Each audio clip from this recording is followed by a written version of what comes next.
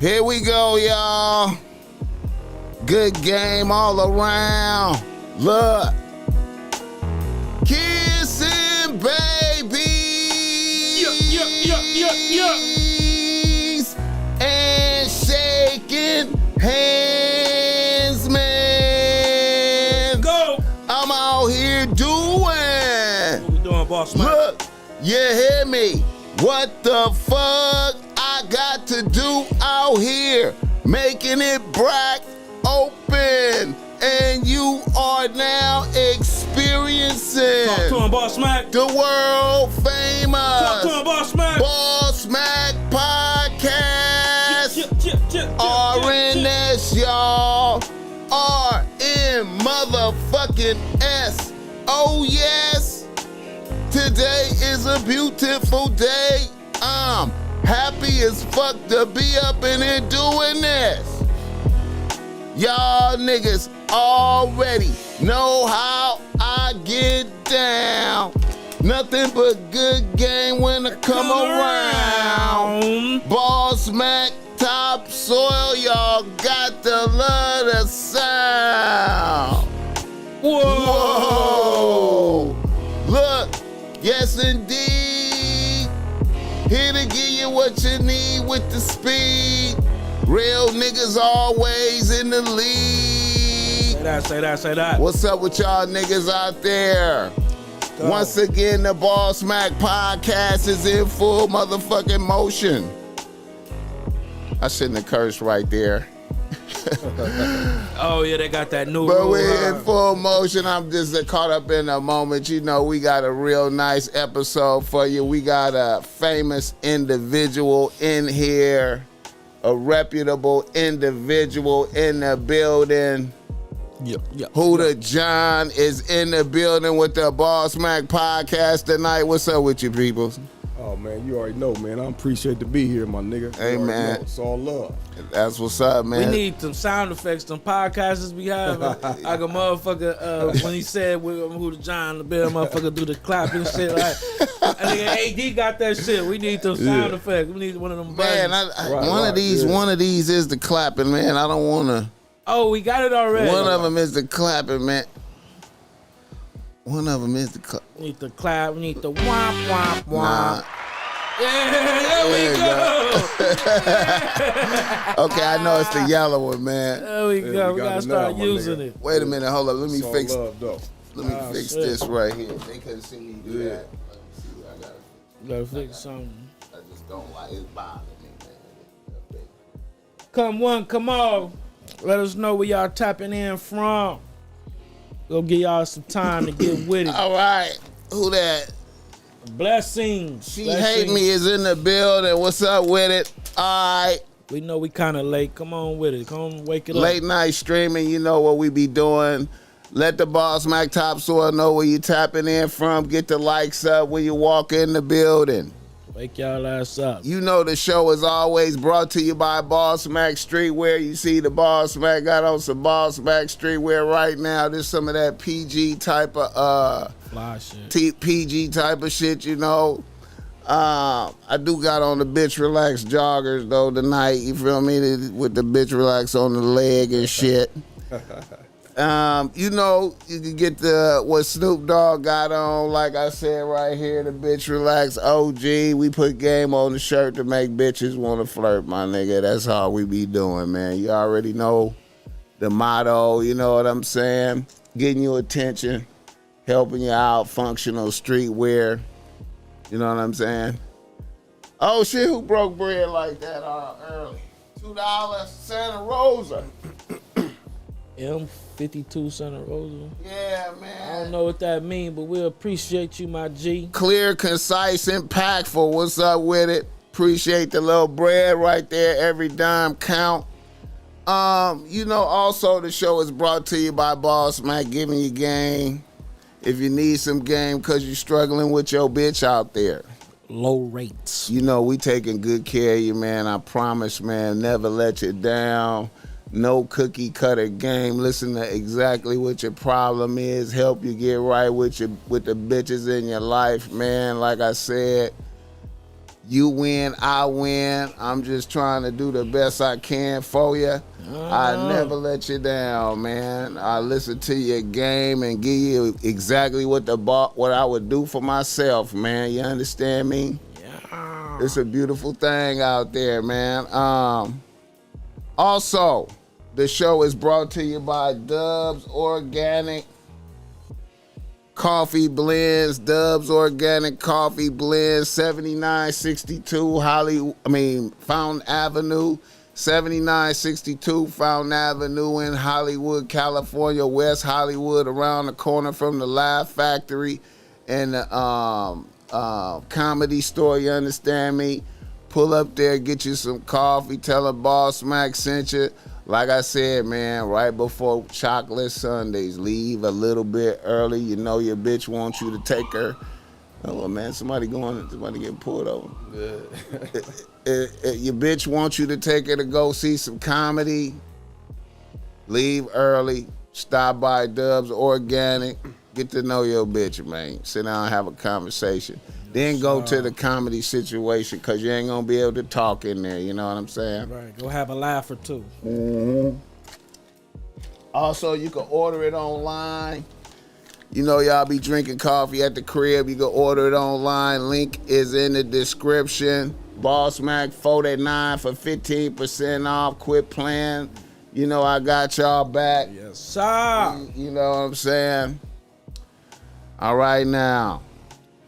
HOODA John, how you doing today, man? How was your day today, brother? Oh, I'm good, my nigga. I'm good, man. It was a blessed day, my nigga. Moving forward, you know what I mean? Progress, my nigga. How you doing, bro? Hey, man, I'm maintaining without complaining because that shit is draining, man. Yeah. I woke up with energy, blessings on my mind, you know what I'm saying? Hit the ground running, you know what I'm saying? Absolutely, we blessed. Was fortunate to get interviewed today by the great ODM Slim way out there and man, you working way out there in Valencia type shit. Yeah. Got to meet Lupe and all of that. It was cool. Had some pizza and shit. You feel me? One of them situations where it's an hour up, then 2 hours back. Nigga, we got pulled over by the police, ODM. We did it all for you, nigga. Show you how much we love you, nigga. Right. That's what LA traffic for your ass. Niggas got pressed by the police and shit. Yeah. You Hey, know? but you know what? It's all a part of the grind, though, my nigga. It all come with it. You know what I'm saying? Yeah, man. We showed grinding like a motherfucker. Man, and I think we y'all. just had a first, too. Nobody, like in the beginning, when you be asking people how they doing, I don't think somebody asked you back how you doing. Yeah, they did. Somebody asked you back? Okay, well, I don't really get but that. he did it with a lot of finesse, though. He did it with a lot of... I like he that. came right back with you, it. like, how you doing as well? Yeah. I mean, I mean, that's how I'm built, my nigga. Yeah. I mean, like, that's just how, you know, we got to tap in with each other, my nigga. You know what I mean? Yeah. That's what it is. Straight Yeah. like yeah. I like that. Bompton Boogaloo. Yeah. Shout out to the fat bitches riding dick with a t-shirt on. That's how we starting this shit off. Yeah, man. My day was the same as yours. You know what I mean? My day was the same as yours, man. I got a little breakfast time, man, with the wifey before I started my day. That was very important, you know, because she usually at work. But, you know, we got a chance to, you know, to eat breakfast together, watch a movie or two. Then it was time to get to work. You feel what I'm saying? Yes, Hop sir. in the car, I like nigga. that. And we went way out. I like that. You know what I mean? Way the fuck out.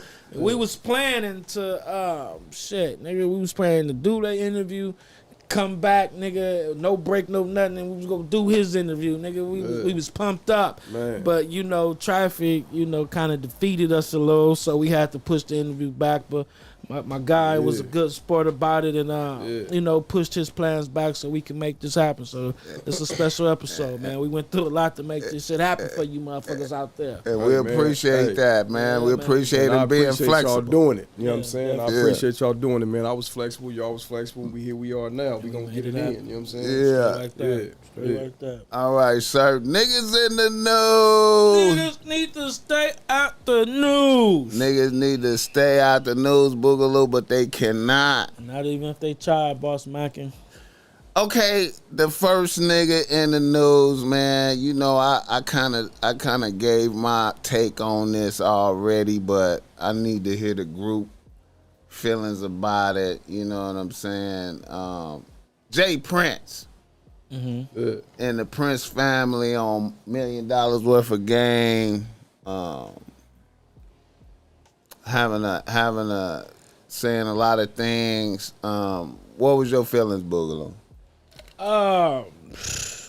If they said some shit I didn't know, you know, I didn't know that Jay Prince Jr. he was out the way basically paying for the shit while everything went down. Right, I thought he was having the conversation with Quavo. Yeah.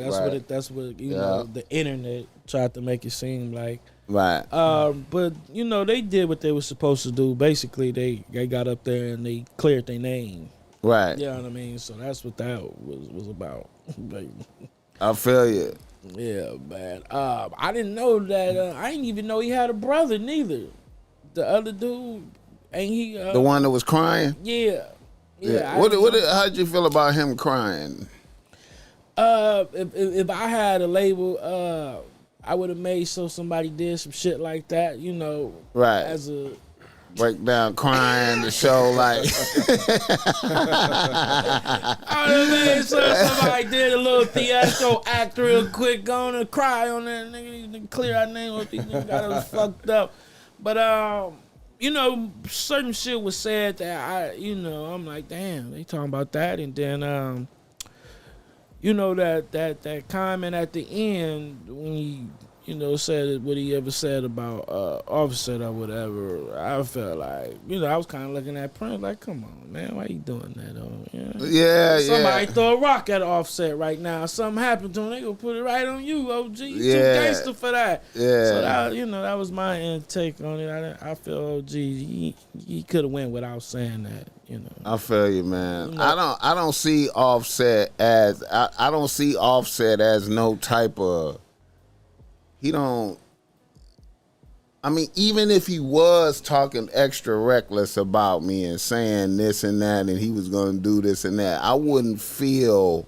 He's supposed to be mad. You know what I'm saying? I wouldn't feel like I needed to be on video. Yeah. Threatening this nigga, and especially if I'm supposed to be perceived. My whole persona is gangster. You know what I'm saying? I'm a known presser, supposedly. That's number one, yeah. So do I really gotta say use that type of language on Offset? I can understand like it was another known presser. You feel me? Right. I you know, they kind of lost me, man. You know. How you feel, HOODA John? Man, to be honest with you, bro, like I kind of tapped in with it a little bit. I heard little bits and pieces here and there. You know what I mean? But I really heard like one interview pertaining to Jay Prince side of the story, right? So just today on my way here to the show, bro, I heard a clip from Offset. Right. Kind of like really just the retaliation. Right. That was the retaliation. Right. And he was pretty much like passionate, like, nigga, you speaking on my brother, nigga. Like, you really don't know, like, nigga, that's my bro. You know what I mean? So, like, with this social media era, bro, it's kind of like niggas use this social media platform to enlighten their own endeavors. You know what I mean? Right. And with me, how I feel about that shit, it's like I'm 100% like genuine with this shit. I don't really want to utilize this shit to try to use the next man platform or situations to enlighten what I got going on. Right. So everybody's shit is different, man. But like I say, I really didn't get to really tap into. I really heard one interview from Jay Prince, and I heard one, you know what I mean, from Offset. Right. I really didn't really dig in deep like that with the shit. So I really can't tap in too thorough with that shit. You know what I mean? Right. Yeah. It was a really big story out there, man. You know, everybody saying they piece on it. Yeah. You know what I'm saying? Right. That's really the only part of it that really I thought was way out. You know what I'm saying? Other than them throwing everything back on Quavo and them guys setting off all the drama by pulling out the strap first. Yeah. You know what I'm saying? Right. They went through the police report. They had Gilly read out the police report. I watched the whole thing. Yeah. When you say Gilly, you saying who Gilly who? They had the nigga Gilly. who was interviewing them. Jake Prince had the police report, and he had certain shit underlined, and he took it to Pastor Gilly. Read this, just in case motherfuckers thinking I'm putting extra on it. Gilly, you read it. But Gilly read but certain shit. okay, so he had the police report. So how did he get the police report? That's a good question. So okay, so listen, look. Okay, yeah, I forgot. I'm gonna go into some more shit. We all from the streets. You know what I'm saying, right? Yeah. And I did seem kind of early for them to be having them type of documents. well, I'm saying, how do you get them documents? How do you get the police report? You know what I'm saying? Like, Yeah, I'm just saying. I'm you know what I'm saying? I done did a few. They not involved in the case, really. How do you? I'm saying, how do you get that? They guy was the shooter though. But still, But still, if you only get that stuff after you go through court and you gotta- know that the case, part, transcripts how and you all get that it shit, before the trial happened. I don't. Transcripts be this thick. You know what I'm saying? Yeah. Hey, listen, I done did a few terms in the penitentiary. You know what I'm Right. saying? I You done know. fought multiple cases. Yeah. You know what Right. I'm saying? So when you get them transcripts, that's like my man said. That's that's in the process of fighting a case. Right. Then your lawyer can go get the transcripts, Straight and then up. you can get the. So I'm saying, how the fuck you got the? So I'm just saying. Right. Like that's kind of quick. I just saying. feel like shout out to Ice for that $10, man. Blessings Boogaloo and BossMack love y'all podcast. I donated and said they need y'all back on Fig or vice versa. Love, bro. Yeah, man. Appreciate you, Ice, man. Appreciate that $10. So they oh my God, this Yeah. situation, dog. If let's just say if it happened the way that Jay Prince and them allegedly how the situation happened or whatever, if that's true, if that's true, then Jay Prince and them people might not do no time. I don't think. See, that's what I'm saying. I don't think Jay Prince and them people finna do no time. I don't think none of them finna do no time. Cause he's setting the stage like Offset dude pulled out his strap and hit somebody with the strap. Then his boy started going right. Yeah. But then another weird thing that I couldn't understand is he said on camera that Jazz Prince gave his boy a strap. And let me ask you this: Jazz Prince is Jay Prince's son. Exactly. Yeah. Okay. Now he And they wasn't admitting it like, and he wasn't there at the interview, but he said, yeah, he asked my son for a strap. Right. So he Right. gave him a strap to protect himself. So Yeah. like if you go to the A or something, when you get there, you should know certain niggas. They Right. go hand you something, like, you know what I mean? Yeah. Just like when I go Yeah. to the A, Yeah. that does happen. Right. Right. But I was surprised that his dad kind of, agreed that, yeah, Jazz did give old boy, you feel what I'm saying? I Right. was kind of surprised with that. You know what I mean? But the thing is, okay. And then now old boy supposedly done made statements to the police like, I thought they was finna rob us. Right. Yeah, they weren't about to So rob that's Quavo. why They wasn't I about to hit rob Quavo. hit dude with the strap or whatever, and then the Texas niggas got off. So then Jay Prince said an analogy like he's like, hey man, they got a law out here like if it's a bank robbery in progress and the police kill somebody trying to stop the robbery, Yeah. a civilian, then that murder is on the person that was robbing the bank. Right. Like basically, man, you robbed the bank. Police So- kill me. They gonna give you the murder. Right. I mean, That's the law so out here. I mean, that's the law out here though. Yeah, yeah. You know what I'm saying? That's He's what saying I'm he's saying that's the law in Texas Shout as out well. to Picasso. Go Okay, ahead, bro. so let me, like I say, I wasn't really 100% tapped in with the shit, right? So Right. let me try to understand. So basically, the shit that we speaking on Mm-hmm. is the shit from when Takeoff got killed. Takeoff got killed. Right. So Jay Prince's son was there on the set when the shit happened. He was in there paying for the bowling alley situation. At the time of when all this shit happened, Right. transpired. And then Jazz Prince Jr. had left earlier. He got 3 sons. Okay. Yeah. The one that was crying was arguing with Quavo. The one that was crying, Mike Prince. Okay. Okay. All right. Jazz Prince, the one that gave the dude the strap earlier, Quavo was boy. gone. Okay. And Jay Prince tried to say that Jazz Prince tried to get Quavo to leave because, you know, a lot of people out there saying the narrative like, hey, man, them niggas made him shoot dice with them with loaded dice so they could get their money back. So he was like, Jazz Prince tried to get Quavo to leave, but Quavo wanted to hang out with the gangsters. Yeah, He's painted that narrative. Right. And then he said that Quavo boy was panicking and pulled the strap out and hit somebody, but the other niggas was already noticing him with his hand on the strap, so they was on go. Right. And it was just an unfortunate accident that Takeoff got hit in the head and in the chest and in the, you know. So Quavo boy didn't need to pull out. No, it wasn't on that type of level to where he need to pull out some shit on these motherfuckers who in reality gave him a thing. You feel what I'm saying? To feel protected. Nah, that shit sound tricky, man. So and then he got the police report. So to me, it's like he already got them in his pocket. You feel me? The police report thing, that's the thing that's kind of like with me. That's different, boy. That's different. I don't know, like how you get that. And then reading it on, and then reading from how you get that? Yeah. So, like I ain't the type of nigga that's going, like, see me. Look, I'm from the old school. So when it come to, you will never hear the word rat come out my mouth unless I got some like it's got to be solid. Yeah. Right. So I'm not gonna never throw that out there and say it's. But I'm saying, how did he get that? How do you get? You know what I'm saying? Okay, now only people involved with the case could get that, right? And Jay Prince. Okay, now let's look at the people involved in the case. The nigga that got bailed out for the ticket. Right. A concerned citizen, right, bailed this man out for a ticket. Right.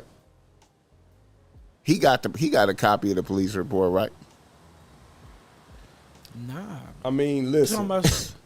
Nah, this police report ain't supposed to come out yet. Listen, and listen, a police report. Listen, bro, a police report. For as my knowledge, right. I done been to and I don't glorify this shit. I done been to the penitentiary multiple times. I done been arrested. I done been in jail multiple times, right? I feel you. Just came home from doing 10. I just came home from doing 10 years in the penitentiary, right? Solid. Ain't no smut on my name. Ain't no nothing. None of that. Right. Never been and never will be. Right. So I'm trying to, now I know different states have different laws. Yeah. Right. I'm from California, right? So I don't know what's going on in these other states, but if it's based off how our shit is constructed, we can't just go say, hey, give me the police report unless I was a part of that. And then I made a statement and said, hey, listen, this is my comment. This is what I'm, you know what I'm saying? Right. Like, and then now I'm a part of that police report. But I can't by any means go ask a police officer and say, or a lawyer and say, hey, listen, man, I need that police report. Unless I made a statement. Right? Okay.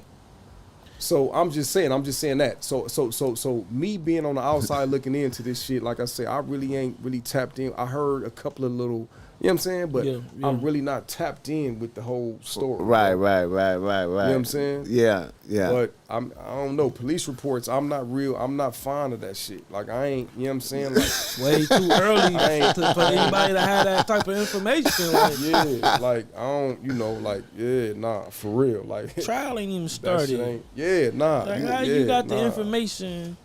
What? That don't even make no sense. That's just like niggas got a case, and then 2 weeks later, the homie told on me, and I got everything in the police report. You don't know. You don't just have that type of information to laying around.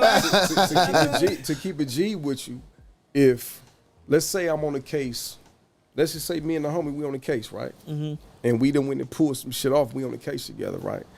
And everything, like all the details in our transcripts, my government, my biological name and his government is going to be blacked out.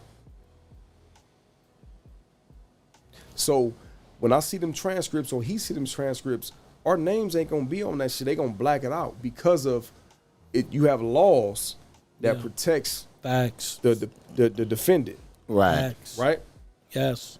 So really, like, when we see police reports and transcripts and all that shit, like, we really don't know who said that shit unless our lawyers was able to dig deep and really get into that shit and pull that and really let us know, like, and this way, look, my mom always told me when I was a kid, when there's a will, there's a way. So really, if it's enough money behind it, then I can get that information. But technically, we're not supposed to have that information. Yeah. And I'm going to tell you that because I've been there. You know what I'm saying? Like, I fought multiple cases. I feel you. You know what I'm saying? I feel you. Yeah. That's some enlightening game right there, man. Yeah. I see. I didn't even think about that. Like, how does nigga even have this? Rap a lot got the police in their pocket. That's what I'm saying, man. I was feeling like, man, these niggas is really got. These niggas is finna get up out of that. Then he said, you know, I went and talked to QC and we good. You know what I'm saying? I went to the A. Emphasized I went to the A and I talked to Q.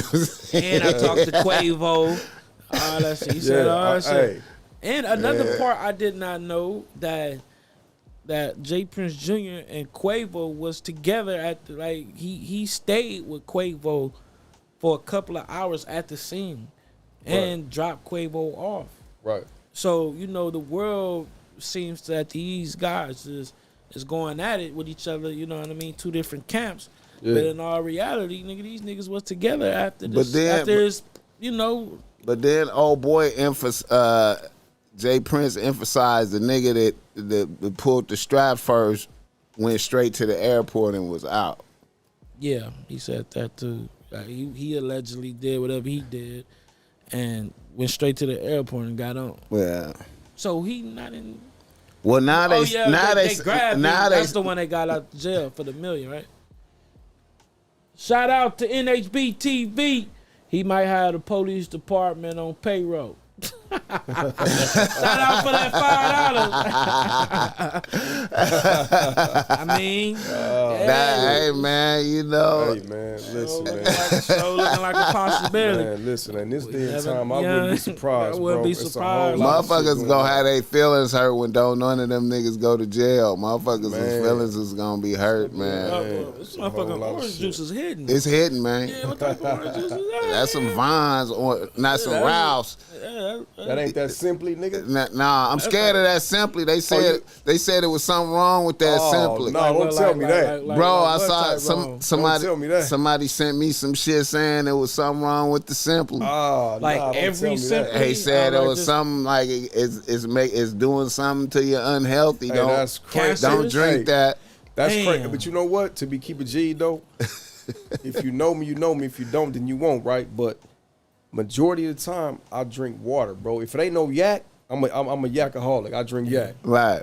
Periodically, I might drink some, you know, like some tequila or something. But if like 9 times out of 10 is some yak. But if it ain't that, I drink water, bro. Yeah, right. I drink some lot of water. And like that's what I do. Like I drink like no more than like motherfuckers be like nigga you gonna be for real. But I'm saying that to say this: when it come to juice, I do enjoy Simply though. Yeah, I usually good as fuck. I usually drink that, but somebody just sent that shit to me in my inbox, man. I don't even know why niggas just somebody sent some crazy shit to my inbox. You know who sent some shit to my inbox? Remember when Taboo was here and he was saying that they was gonna be making fake meat? Yeah, he sent me that. Wait, hold on. He sent me that. A machine made the fake meat. Man. Make the fake meat. Yes, it's about to be. Listen, man. What the fuck? FDA Taboo approved. And that's the homie. Shout out to the homie Taboo. Did you see him when he came on here? Nah, I didn't, oh my bro. God, that was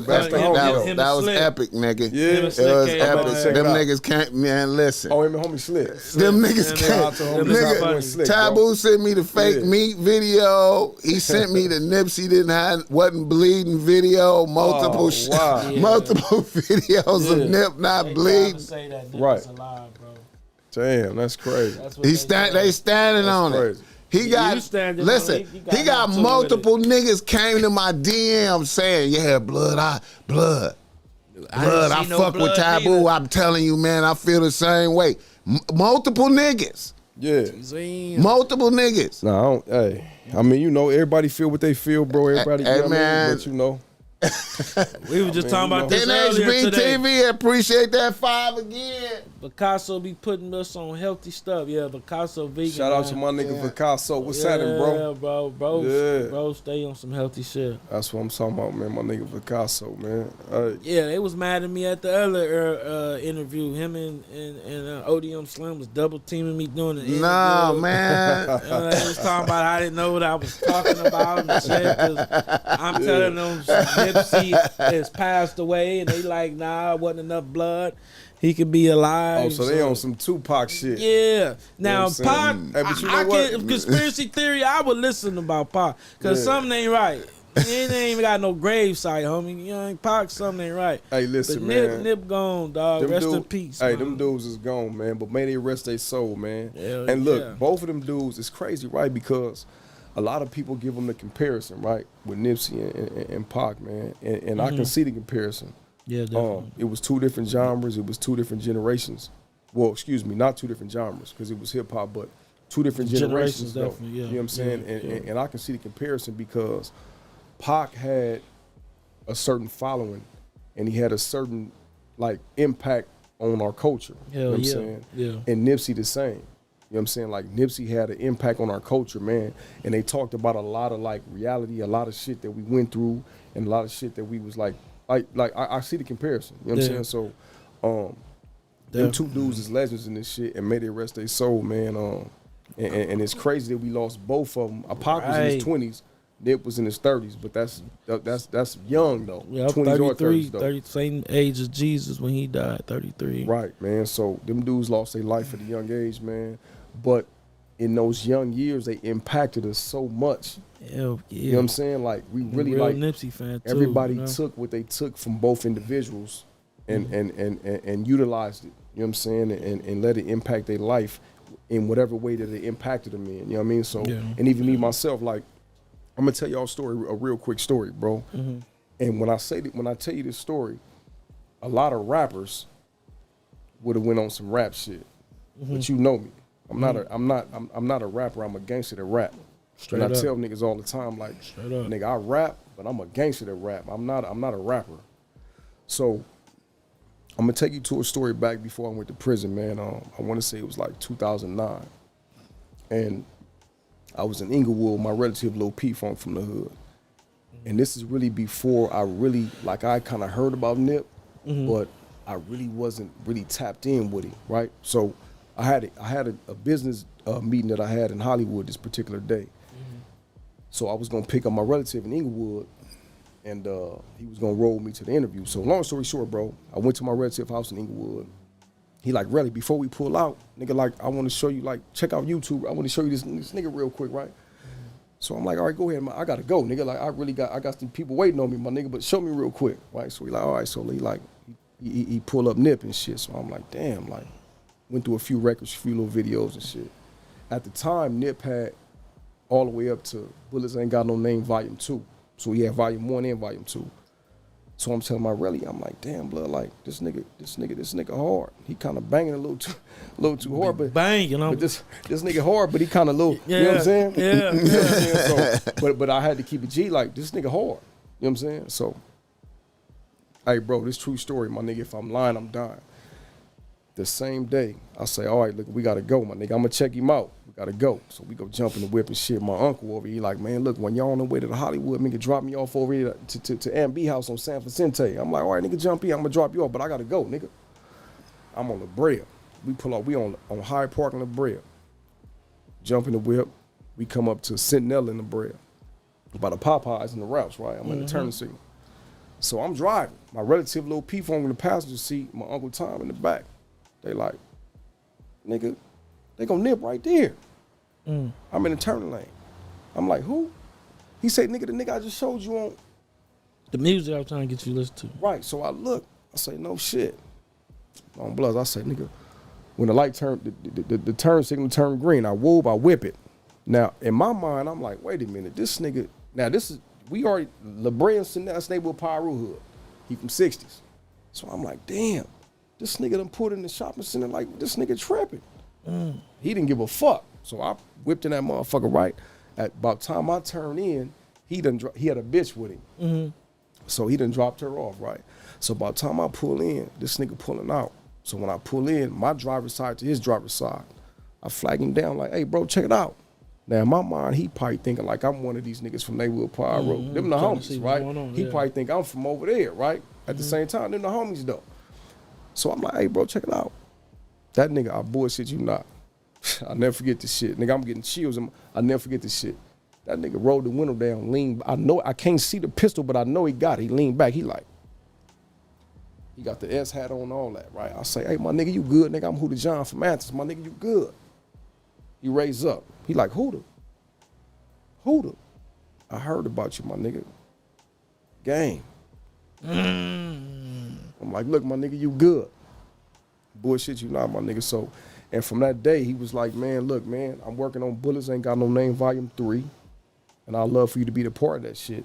Now, let me go back to what I'm saying in the beginning of the story where I said a lot of rap niggas would have been on some rap shit.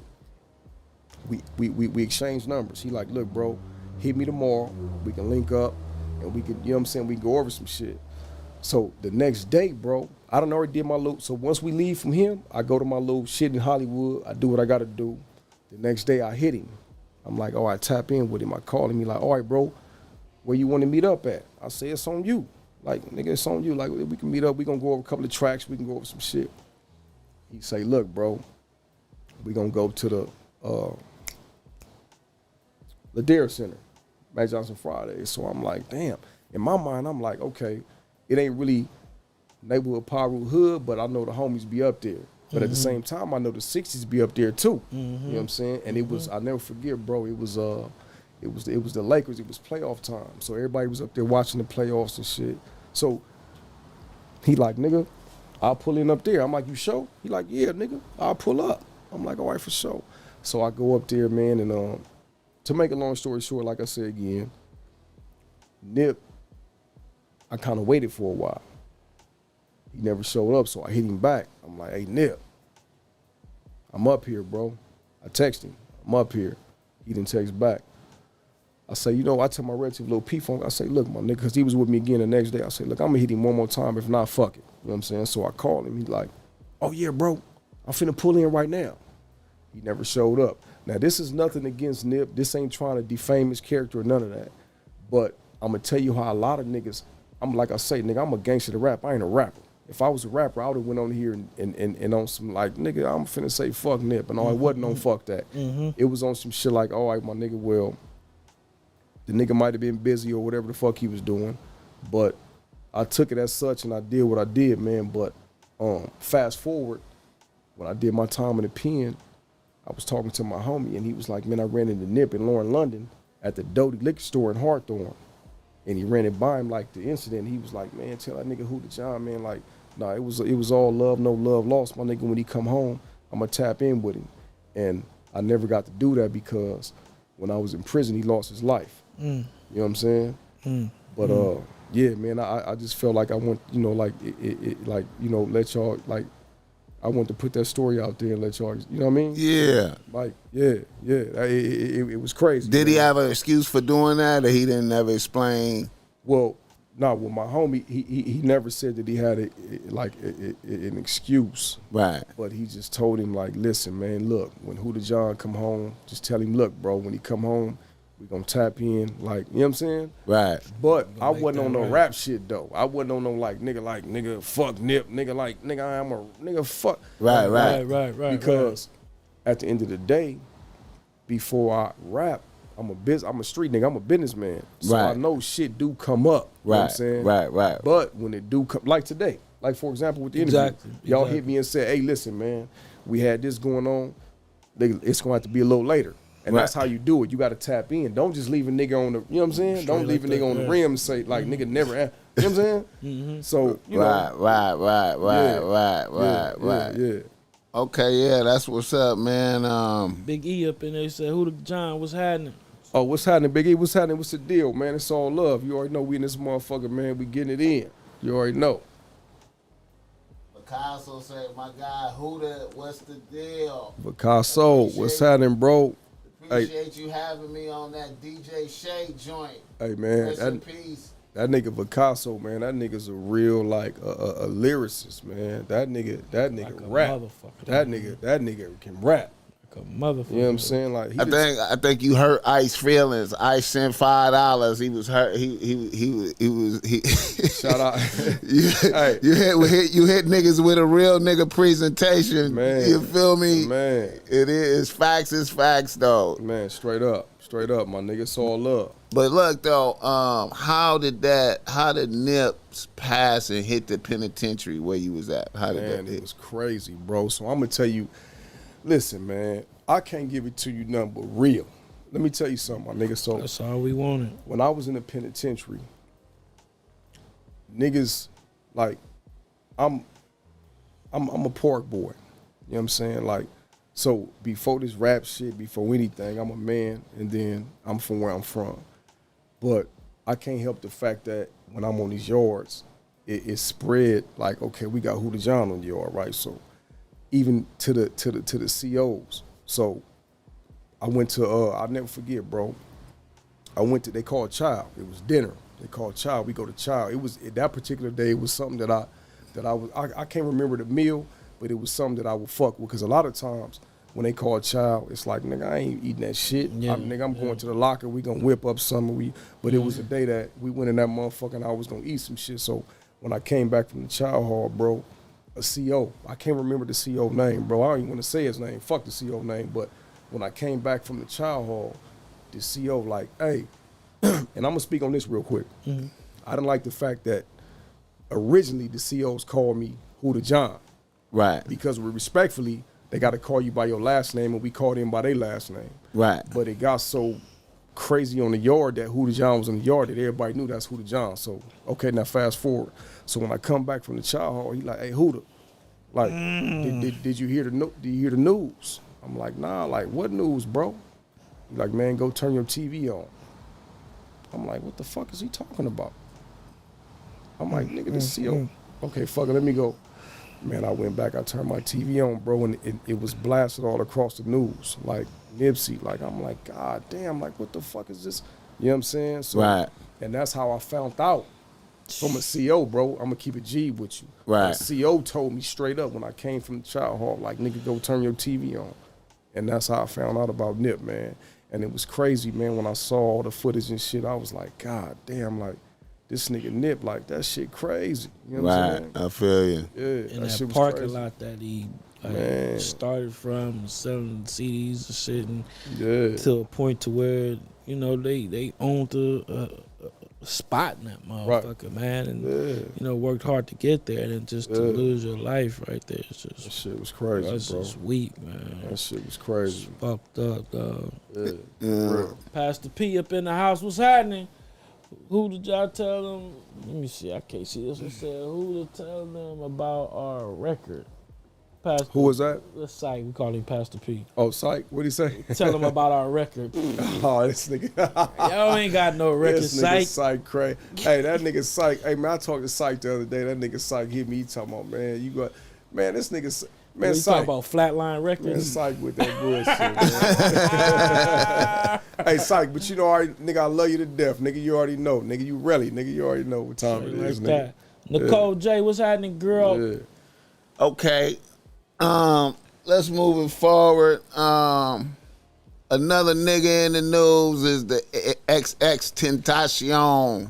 Yeah, man. Trial started today.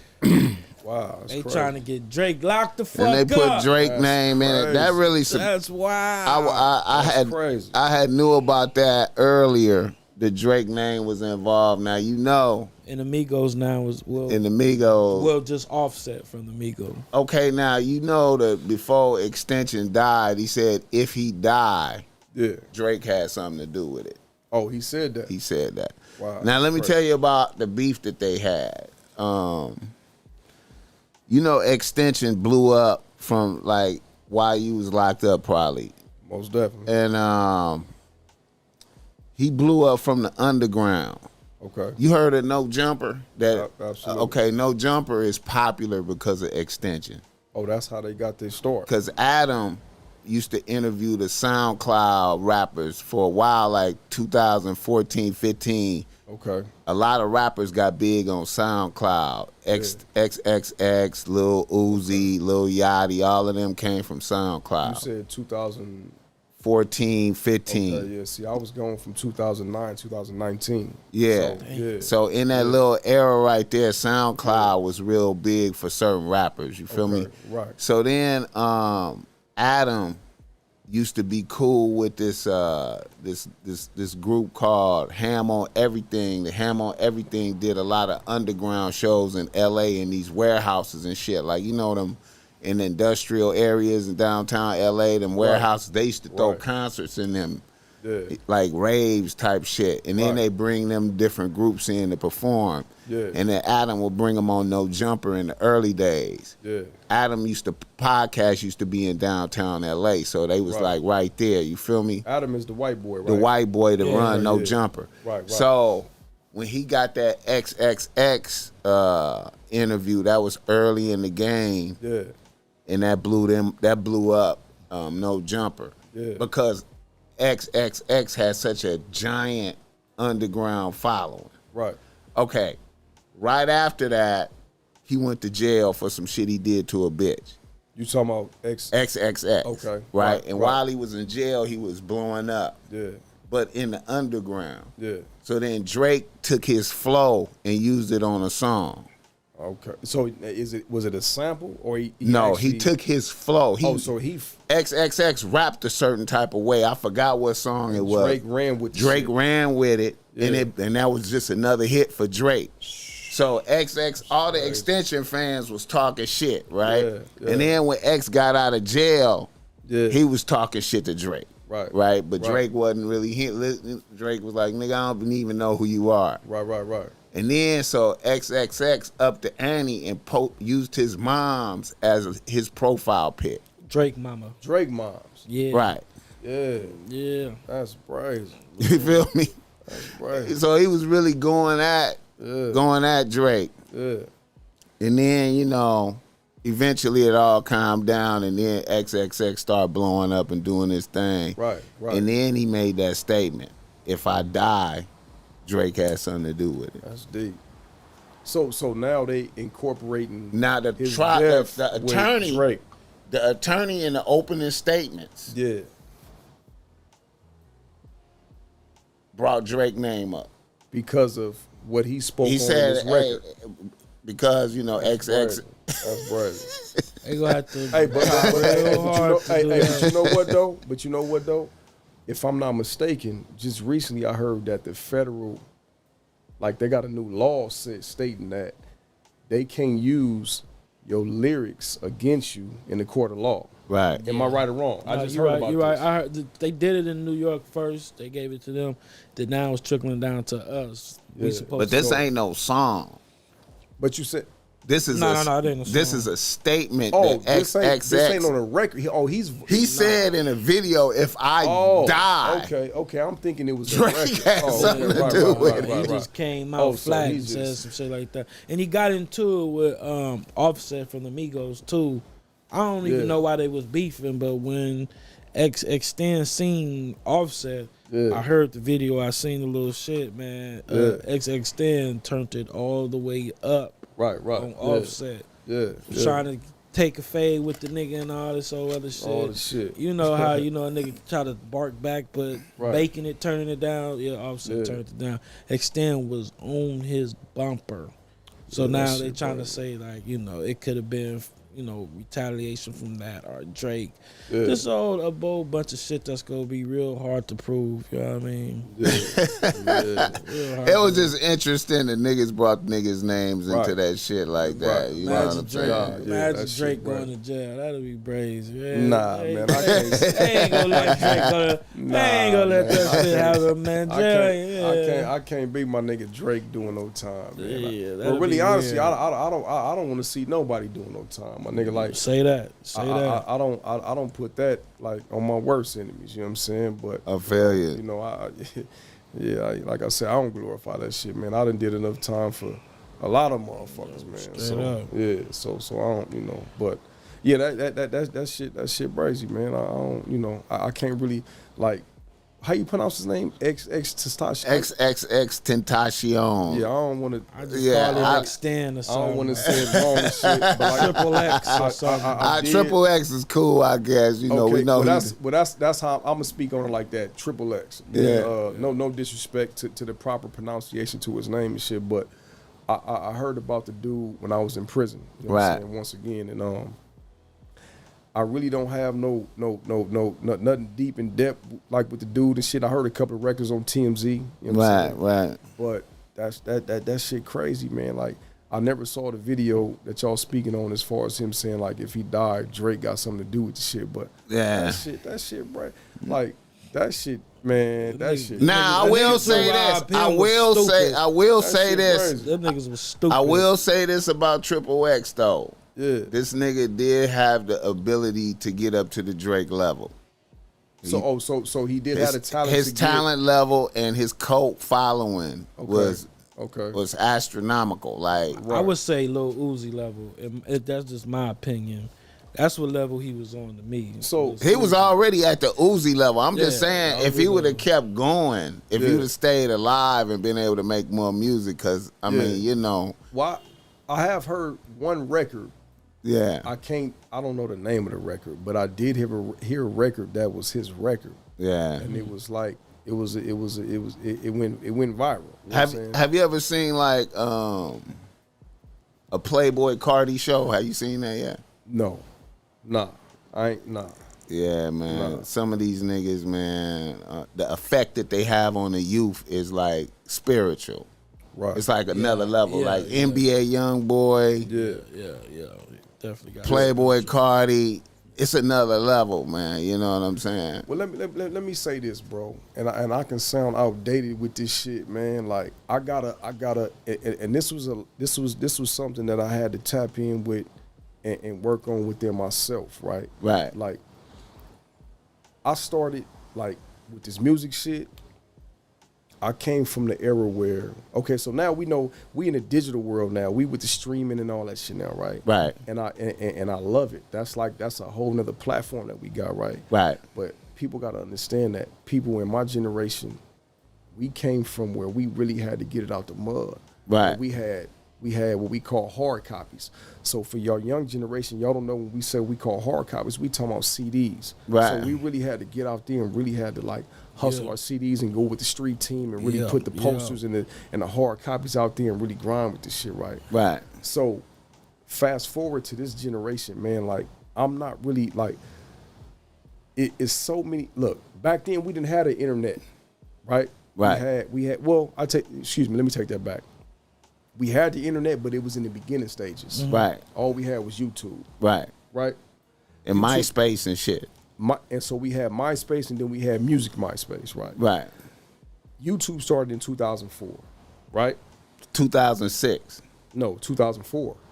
Okay. Look it up because so 2004, YouTube was in 2004, and I know because we had a viral video on Bloods with Big Y, me, YG HOODA, and El Dorado Red from Harlem, New York. Okay.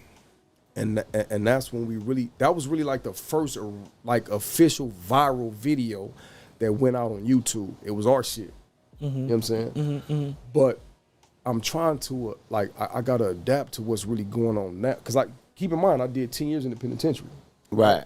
Long time, man. Before I went to prison, we was putting out hard copies. Right. We had street teams putting out posters and flyers and shit like that. So when I came home, it's like, okay, like, damn, like, okay, now we got this digital wave, we got the streaming wave, and I got to learn and adapt to the new way of doing things, right? So it's crazy how shit is going now, man. So, like, for me to tap in with everything, like, it's so many artists that's out now, like, bro, like, you got millions of them. Bro, it's like because of the new way of doing things. Yeah. And I'm not gonna take away from like niggas grind with this shit. I'm not gonna take away like what you doing. Like it's all a grind. But what I can say, I believe I could be wrong about this, but I'm gonna say like this: I believe that the way we was doing shit back then was a little harder. Hell yeah. Yeah, because you had to put more. You had to put it had to be an investment, a financial investment, definitely, and sweat, blood, sweat, and tears. The footwork was brazy. Yeah, you know what I'm saying? Like the footwork was like so. But what I'm saying is, I'm speaking on that. I'm saying that to say this: that now I gotta figure out the way to embrace what's going on now, and incorporate my hustle from back then to now, to the new shit. To the new shit. You still, I feel like you still can end up putting in the same level of sweat equity. Just different. You could, but you have to put it in different areas, like in generating content. And see, one thing I notice now is like when you really popping. Yeah. You have like motherfuckers have like a godlike presence, right, on online. I mean, like niggas' pictures is everywhere, right. Some form of content is everywhere, right. It's like you everywhere, like everywhere you turn, you see a motherfucker type shit. Okay, and that's the sweat equity. How do you generate that type of content? It's pictures of you everywhere. Right. With different outfits on, saying different shit. Yeah. It's everywhere. Right. You feel me? And you and it's just like you it's all I can only say it's like a godlike presence. So even XXX. Right. It's like he's still alive. Right. Even Nip.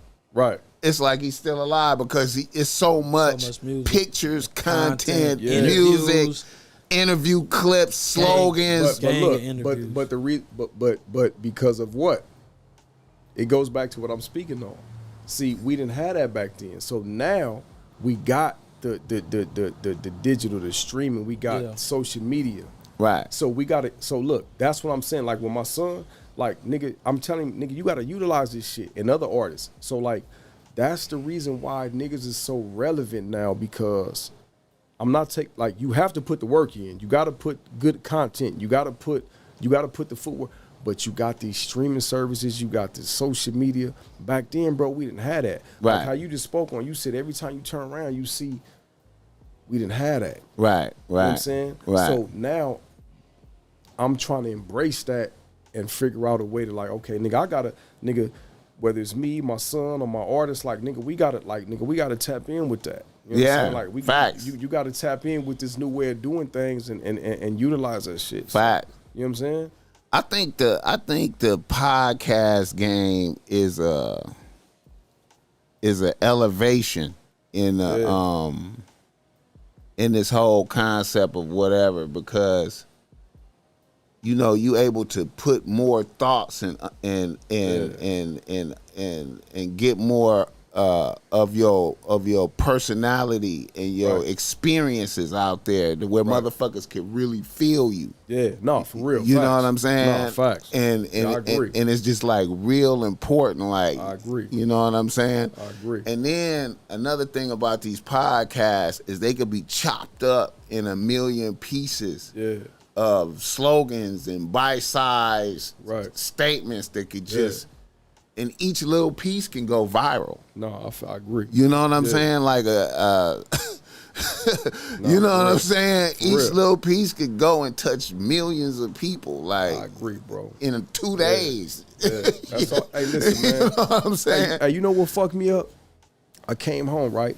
Now, you know, of course, when I was in prison, I can speak on this shit now. When I had my cell phones and all that shit, I'd be able to tap in a little bit when I was in prison and shit. Mm-hmm. But I wasn't the type that really was trying to fuck with that phone like that. As long as I can call at home and talk to my son and tap in with the family, I'm going to put that motherfucker up. Mm-hmm. So, look, what I can say is that the reason why I'm saying that to say this is that when I was in there, I wasn't really on, like, social media, like, really tapping into the world. Mm-hmm. Right. But when I came home, it's crazy, bro. Like, this social media platform is crazy. Right. Like, you really, like, this shit can elevate you to a whole nother level, bro. Right. Like, this shit, like, man. It's branding yourself in the right way and my all nigga, that shit, man. My nigga, it's crazy. It's crazy. So at the end of the day, you gotta just put the work in, man. Right. It's still the sweat, the sweat equity that you talking about of manufacturing them tape, them CDs and getting them for the footwork and the posters. Is still there, but it's in a different form. A different format. It's a different form, but you still gotta. It's still that much work that had to be done. Like I'm gonna tell you, man, editing video and doing all that shit, man, that shit is not easy. Oh yeah, facts. You find yourself in a whole nother dimension. For real. Of work, nigga, of on the computer for hours and shit. Man. Like look up and a day done pass and be like, damn, man, it's crazy. You feel me? No, for real. But it has a significant impact. It just impact. You know what I'm saying? Right. Yeah. But what I can say is that this social media platform, it broadened, like, it allowed people, because back then you had people that was like, you said, we got artists, you got people that shooting videos, you got engineers and shit. But it actually broadened, like it made a bigger picture for everybody with the social media platform. Like everybody, like now, back then you had a lot of niggas that was rapping and shit. You had R&B singers and shit. But now niggas on the behind the camera have a bigger platform as well. And a bigger role. Yeah. You know what I'm saying? Like it really, back then, wasn't nobody really focusing on the nigga behind the camera. But now, like nigga really got that platform for the niggas behind the camera. Right. You know what I'm saying? Yeah, exactly. Back then it was more so about the artists. Yeah. Now it's about everybody. Yeah. Now if you say you're an artist now, you better find a way to incorporate all these elements. Either you gonna know how to do it or you gotta have your man gotta know how to do it. Like if you say you're a rapper, you damn near need to have a cameraman following you around. No facts. You need to have some motherfuckers assisting you on uploading shit. It's different. It's different dimensions of work you need to be involved in. You feel me? Facts. Videos got to be on a certain level. All that shit, man. Okay, HOODA John. Yeah. Okay, man. Let's get into your story, man. Let's. What has HOODA John been doing since he came home? Man, well, listen, man. First of all, let me ask you where did HOODA John originate from? Where did you begin your beginnings? All right, so listen, a lot of people. That's a good question, bro. I'm glad you asked that. The younger generation, right? Right. The generation under me. A lot of dudes don't know the history with this shit. A lot of people really think that I'm Big HOODA John. I'm not Big HOODA John. To them, I'm Big HOODA John. Right. I'm Lil HOODA John. My pops is Big HOODA John. In my section, my pops is a legend in my section, man. Like kids coming up when I was a kid and other kids coming up with me, man, like people, including myself, looked up to my pops. My pops was like the fucking Robin Hood of the hood. You know what I'm saying? Like my pops was like, he helped out. Like if you had a bill to be paid, you know what I'm saying? If you had your rent to be paid, your mortgage, pops did that for you. You know what I'm saying? Pops was a real man. And it was out of love. It wasn't out of like, okay, I did that and I'm gonna say I did it. It was a lot of like, nigga, I love my community. You know what I'm saying? I feel you. And my pops was the first nigga. Like I ain't never, like in my hood on some real shit. My niggas can vouch for this. Like my pops was the first nigga I saw with a tray, with a 4, with a 65, with a 66, with boats and yachts and Porsches and all that shit. Like that was my pops. You know what I'm saying? That's Big HOODA John. I feel you. It's legends in that. So my hood is the borderline of, this is a big topic too. Like niggas, y'all hood Compton or y'all South Central? Right. You know what I'm saying? Right. Technically we on the South Central side, but nigga, the schools in my hood is Compton Unified. You know what I'm saying? So nigga, we all, like our sections are section. The Anthers, the Nellas, West Side, the Village, that's the section. You know what I'm saying? And my pops was a legend in that section, man. So I got my name from my pops. My pops is HOODA John. I feel you. You know what I'm saying? I feel you. Naturally coming up as a kid, like in the 80s, nigga, that's HOODA John's son, nigga. That's Lil HOODA. You know what I'm saying? I feel you. But as years progressed and I grew to get my own identity in the streets, you know what I'm saying? Like my pops my pops, first time in the penitentiary, I want to say it was like 19 91. I was born in 81. Okay. So I was like 10 years old, right? Okay. And then he got out, did that little time, he got out, then he went to the feds in 94. You know what I'm saying? Like, so when he went to the feds in 94, he did like 13 years. So in that process, in that time, I became a teenager. And I had my own identity. You know what I'm saying? Like, nigga, like, I came up in the streets and I was doing what I was doing. And like, I'm not gonna say that I didn't have male figures in my life, uncles and all that shit that try to keep me on the right path. And then phone calls from the pen from my pops saying like, nigga, like, but hey, it is what it is. Like, I came up in the hood and it is what it is. You know what I'm saying? So naturally, like, my name came from my pops. I feel you. It's Lil HOODA. Right. You know what I'm saying? And then, like I say, I went on to take on that name and that legacy. Right. And I went on to do the same things that he did, and I built a legacy of my own. You know what I'm saying? I went on and got the bag, you know what I'm saying, and helped out people in the neighborhood and you know what I mean? Like, this is what the HOODA Johns do. I feel you. I got a little bro, Baby HOODA John. It's three HOODAs. It's Big HOODA, Little HOODA, and Baby HOODA. You know what I mean? My little bro, he in the feds right now. You know what I mean? But Baby HOODA be home sometime this year, man. But yeah, man, like it ain't just me. You know what I'm saying? It's a legacy with this shit, man. I feel you. Yeah, most definitely. Most of the great ones had that good role model, had that good father figure. Yeah, they had, you know, it's a hell of a thing to see that as a youngin' growing up, to see that your pops is doing it like this and just set a tone, and then you know, for niggas to be like, okay, I know what I gotta do, man. It's a big thing, hey, bro. But listen, bro, it's some big shoes to fill though. I feel you. Yeah. Like if you know him, you know him. Right. Like we got some G homies in our section that really, like, nigga, that's HOODA John. I feel you. I feel you. Like that nigga, yeah. So for me coming up, I'm not gonna really say it was like pressure on me, but it was. Right. You know what I'm saying? Like, yeah. Nigga, so when Pops was in the feds, like, nigga, you know what I'm saying? Like, nigga, that's your Pops. You know what I'm saying? Yeah. But I can also say that it was like, it's kind of like a cliche to say this shit, but when people say it's in your blood, it's really in your blood, though. Yeah. It definitely is, man. Because the reason why I say that is because I see my son. Right. I didn't teach my son to go, like, I was in prison for my son, for 10 years of my son's life. Right. Man, my son is a fucking hustler, just like his right. daddy. And right. just like I was like my daddy. You know what I'm saying? So right. It's crazy, man, how shit can run through your blood, through your veins, man, and it's really in you, man. Like, my son is me and I'm my pops. Right. You know what I'm saying? So it's crazy, it's man. It's a trip how your son went through the same process you went through, though. Man, say that again, man. That is a trip. And you know what? And it's crazy because I didn't want that, but I did that. Right, right. It's crazy, bro. Like, me experiencing what I experienced, man, I could take, look, I was 12 years old, a month before I turned 13, right? And my pops tell me, he tell me and Baby HOODA, like, nigga, when y'all get out of school tomorrow, hit me. Nigga, I'm finna take y'all shopping, right? I'm like, nigga, it's on, because I know, nigga, how pops get down. Nigga, pops go, nigga, it's going up. Right.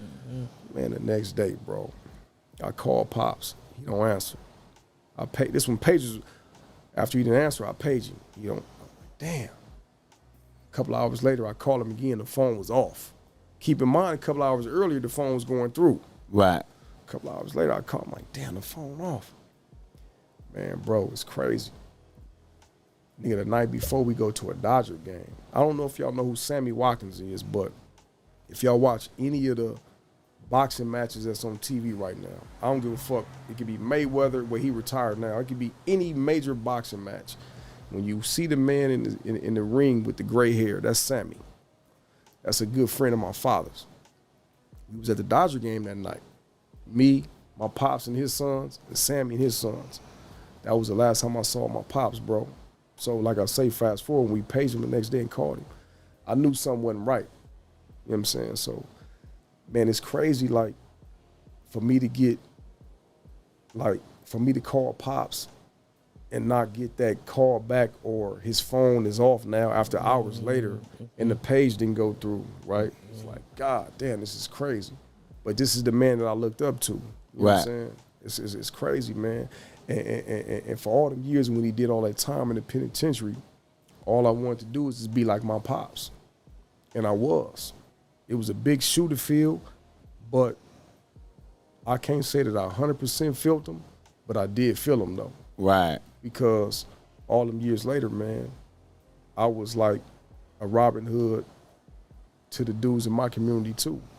Right. I might not have made everybody happy, but I was able to come through and do things and show people a different light. Right. You know what I'm saying? Right. Whether it was with my street shit or my music shit. Right. I was able to do that. You was a benefit to niggas. You know you was. Absolutely. I feel you. How many years Pops ended up doing?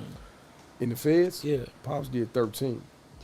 Yeah, Pops did 13. And you know what's crazy? Hey, look, this is crazy. So Pops did 13 in the feds. And the 10 years that I just did, me and Pops was on the same case. So it's crazy that, yeah, so Pops did all that time in the feds, got out, we spent some time together, and then we did some time together as father and son. Like, nigga, I was on the penitentiary. It's crazy, bro. Like, we went and fought the court case, you know what I'm saying, through the bounty jail, and then we went to the reception center, and then we went to the main line, you know what I'm saying? And it was 3 people on the case, me, Pops, and my other co-defendant. And once you get out of reception center, you know, you go to the main line, you all go to y'all separate. But me and Pops wound up coming at the end of our bid, coming back to the same penitentiary and doing, I want to say, close to 3 years together on the same yard. That's right, cool. Before I came home. That's cool. Yeah, that was crazy, cool. Bro. That was crazy. So what's up with Pops now? Oh man, Pops doing good, bro. Pops doing good, man. Pops invested in some property and shit, man. Pops doing his thing. Man. Pops gonna be Pops. Right, I feel you. Right. Hey, listen, man. Hey, listen, man. Pops gonna be Pops, man.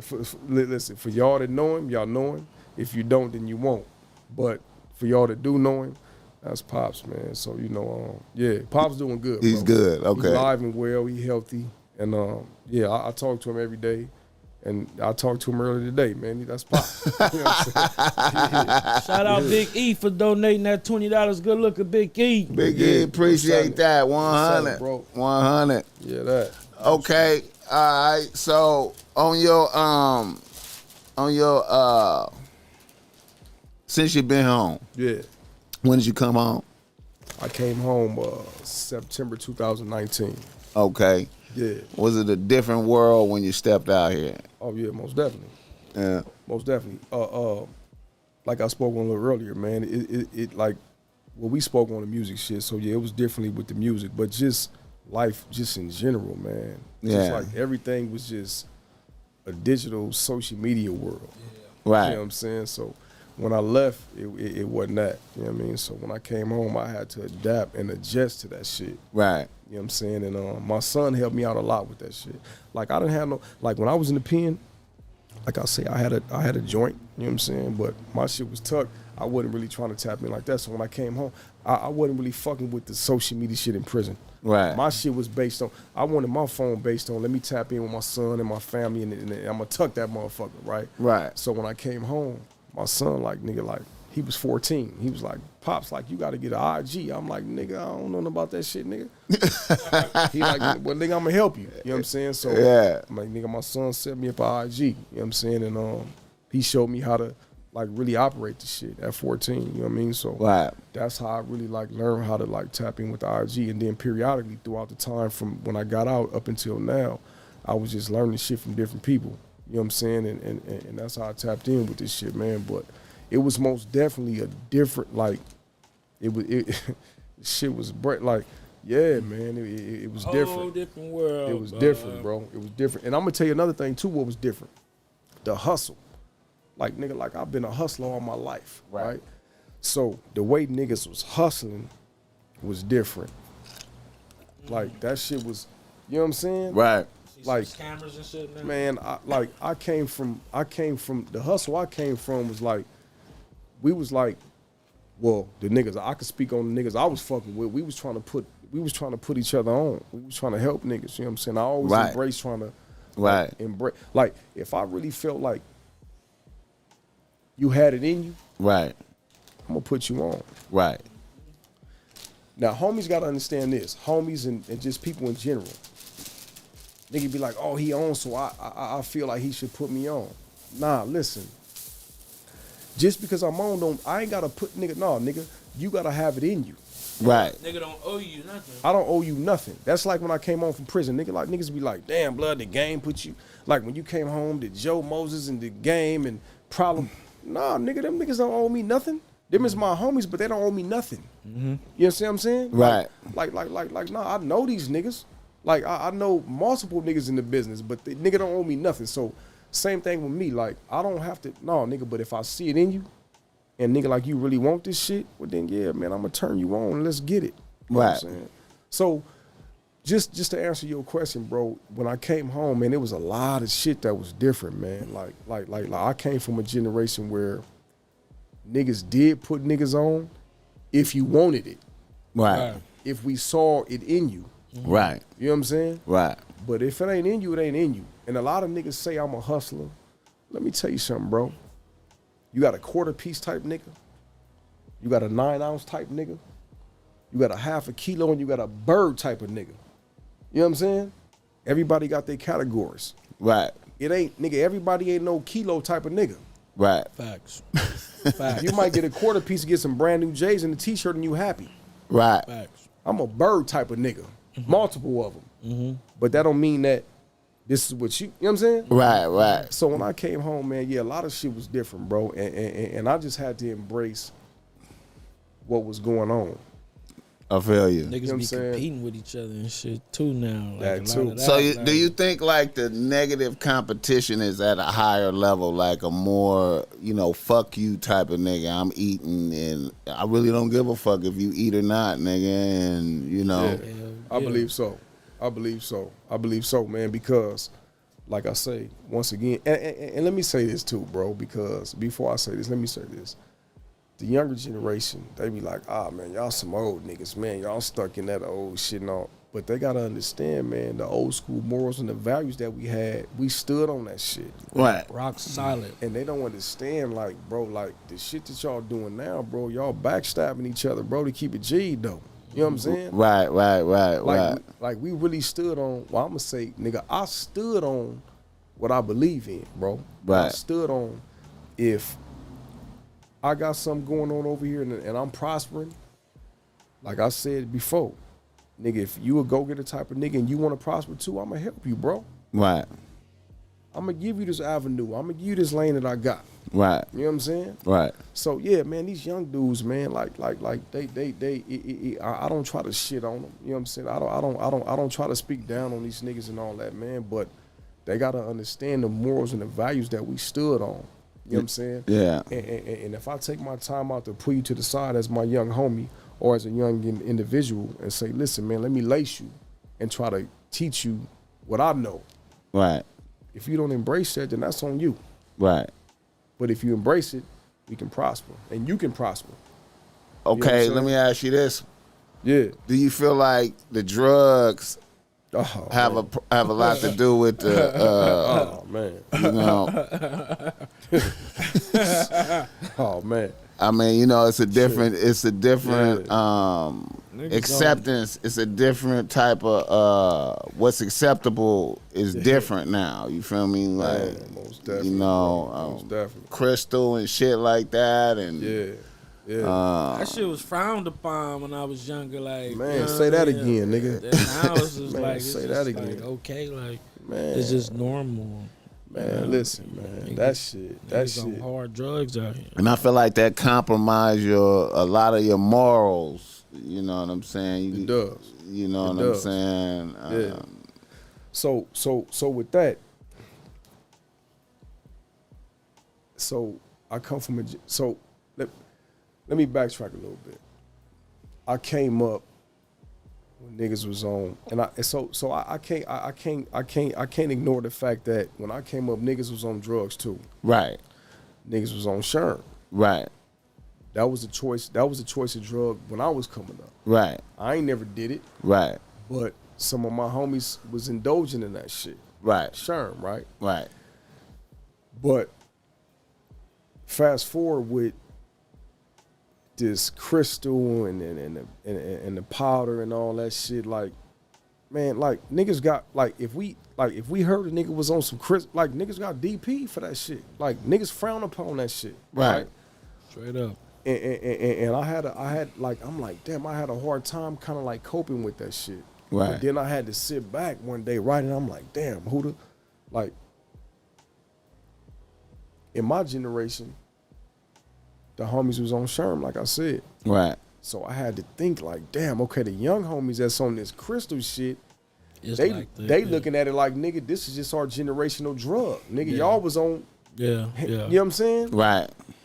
So it's like, damn, like I had to really sit back and think about the shit, bro. Like, Yeah. damn, And the like, bitches is on it too, though. Like, well, really, the bitches was turning these niggas out on that shit. Say that. To keep it G. Say that. Because listen, we all men in here, we all know pussy's a powerful thing, right? exactly. Yeah. So if you kind of like, nigga, even a smidget mentally weak, nigga, that nigga, she got you, nigga. You know what I'm saying? You gonna be trying that shit with her. You know what I'm saying? So, yeah, man. So really, the bitches turn niggas out on that shit, man. Right. You know what I'm Right. saying? Right. Now I'm not gonna, cause I'm not biased. So I'm not gonna like, for the niggas that did allow them bitches to turn them out on the nigga, you was weak, nigga. Right. You know what I'm saying? Right. But let's just keep it G. Them bitches, like, shit, hey, that's just what it is. But I gotta double back on that shit because I really had like, I had to sit back and think about this shit like, damn, bro, because I was one of the ones, I'm gonna keep it G. I was one of the ones like, blood, you niggas on Bristol and all that shit, blood, what the fuck? What's all that shit? Right. But I had to think, like, nigga, in my generation, the homies was off, nigga, Sherm, nigga. Yeah. And it wasn't frowned upon. Right. You know what I'm saying? Right. But what I can say the difference is between then and now is that, okay, yeah, the homies was off Sherm, but now you niggas off multiple things, though. You Right. niggas is off Bristol. You niggas is off pills. You niggas is off coke. And y'all mixing them. Right. So it's causing them niggas mental, like they judgment is fucked up, bro. And then niggas is shooters on top of that shit. On top of that. So, yeah, right. That You part. feel me? Yeah. So now, you know, it's like a Yeah. psychopathic. You a psychopathic motherfucker out here. Like, Nah, for real. You doing some. You nigga, you might trip off of some extra stupid shit right quick though. Yeah. You doing some. Yeah, you like. It's like Quavo homie. Right. Ain't no telling what that nigga was off It's like for. that nigga. Ain't no telling what that nigga was off for. Nah, facts though, bro. That's facts. Yeah. For You real. were just sitting there with a lot of people that made fucked up decisions, 5-minute decisions, cost them life in jail. That's like, all it take. man. That's all it take. Hey, listen, bro. I was in the penitentiary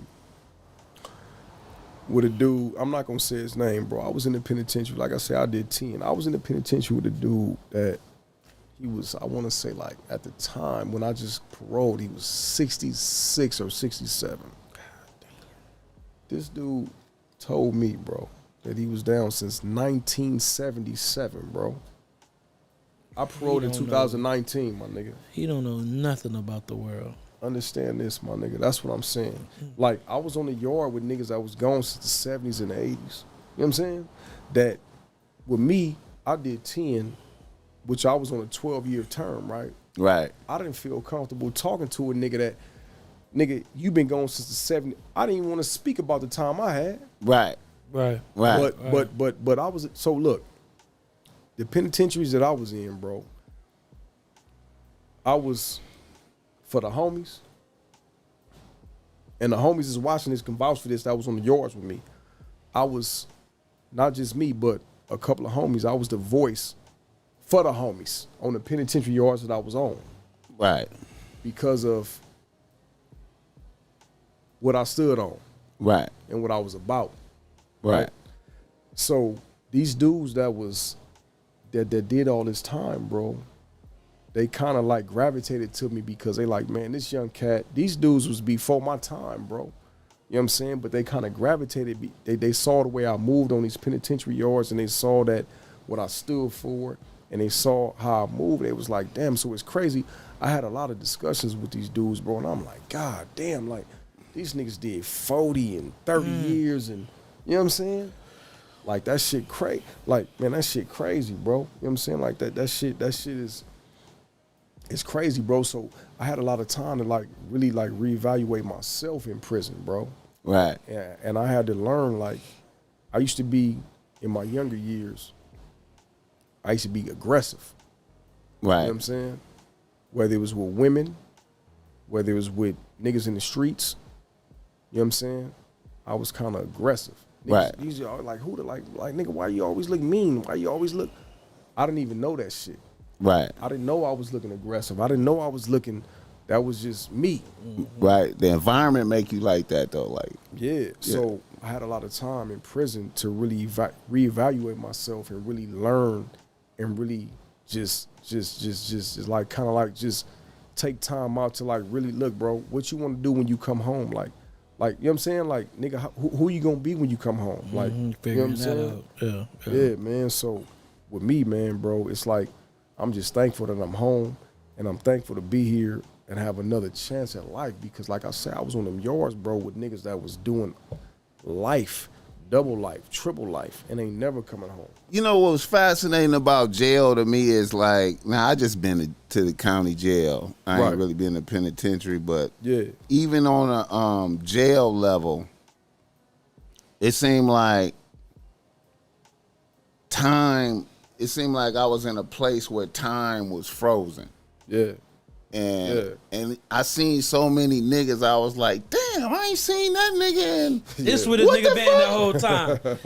All like these that. niggas is in here. God damn, man. Niggas, and niggas look like they frozen in time. Like it's a time warp. Well, but the world is outside going like this. It's like, it ain't gonna stop. You know what I'm saying? It ain't gonna stop. And you know, I'm like, damn, shit, man, I'm lucky. I'm gonna be leaving up out of here in a week or 2 weeks or however long I'm in here and shit. Like, let me just soak it in, this experience, you know what I'm saying? For real. And but yeah, it's like a land of time forgot type shit. It is.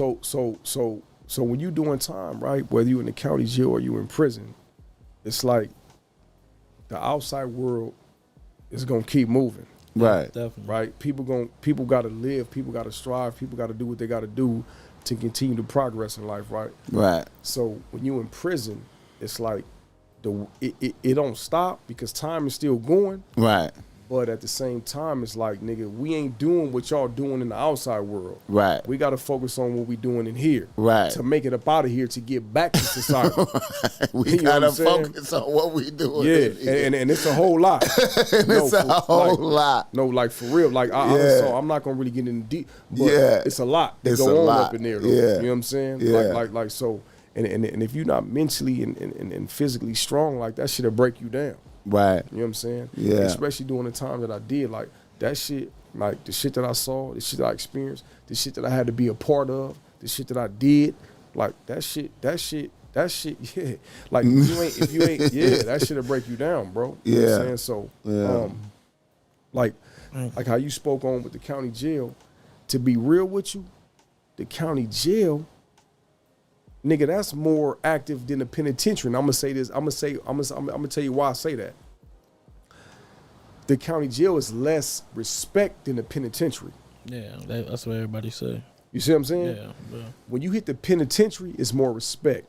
Right. Now, when you hit the penitentiary, you might get hit with something bigger up in there. Right. But in the county jail, it's gonna be less respect. They gonna, like, nigga, like all them running fades and all that shit. 10 niggas in the county. That shit ain't in the pen. Nah, nigga, we got more respect in here. I don't give a fuck where you from. You can catch a fade in the pen, don't get it twisted. Right. But it ain't gonna be no running, none of that.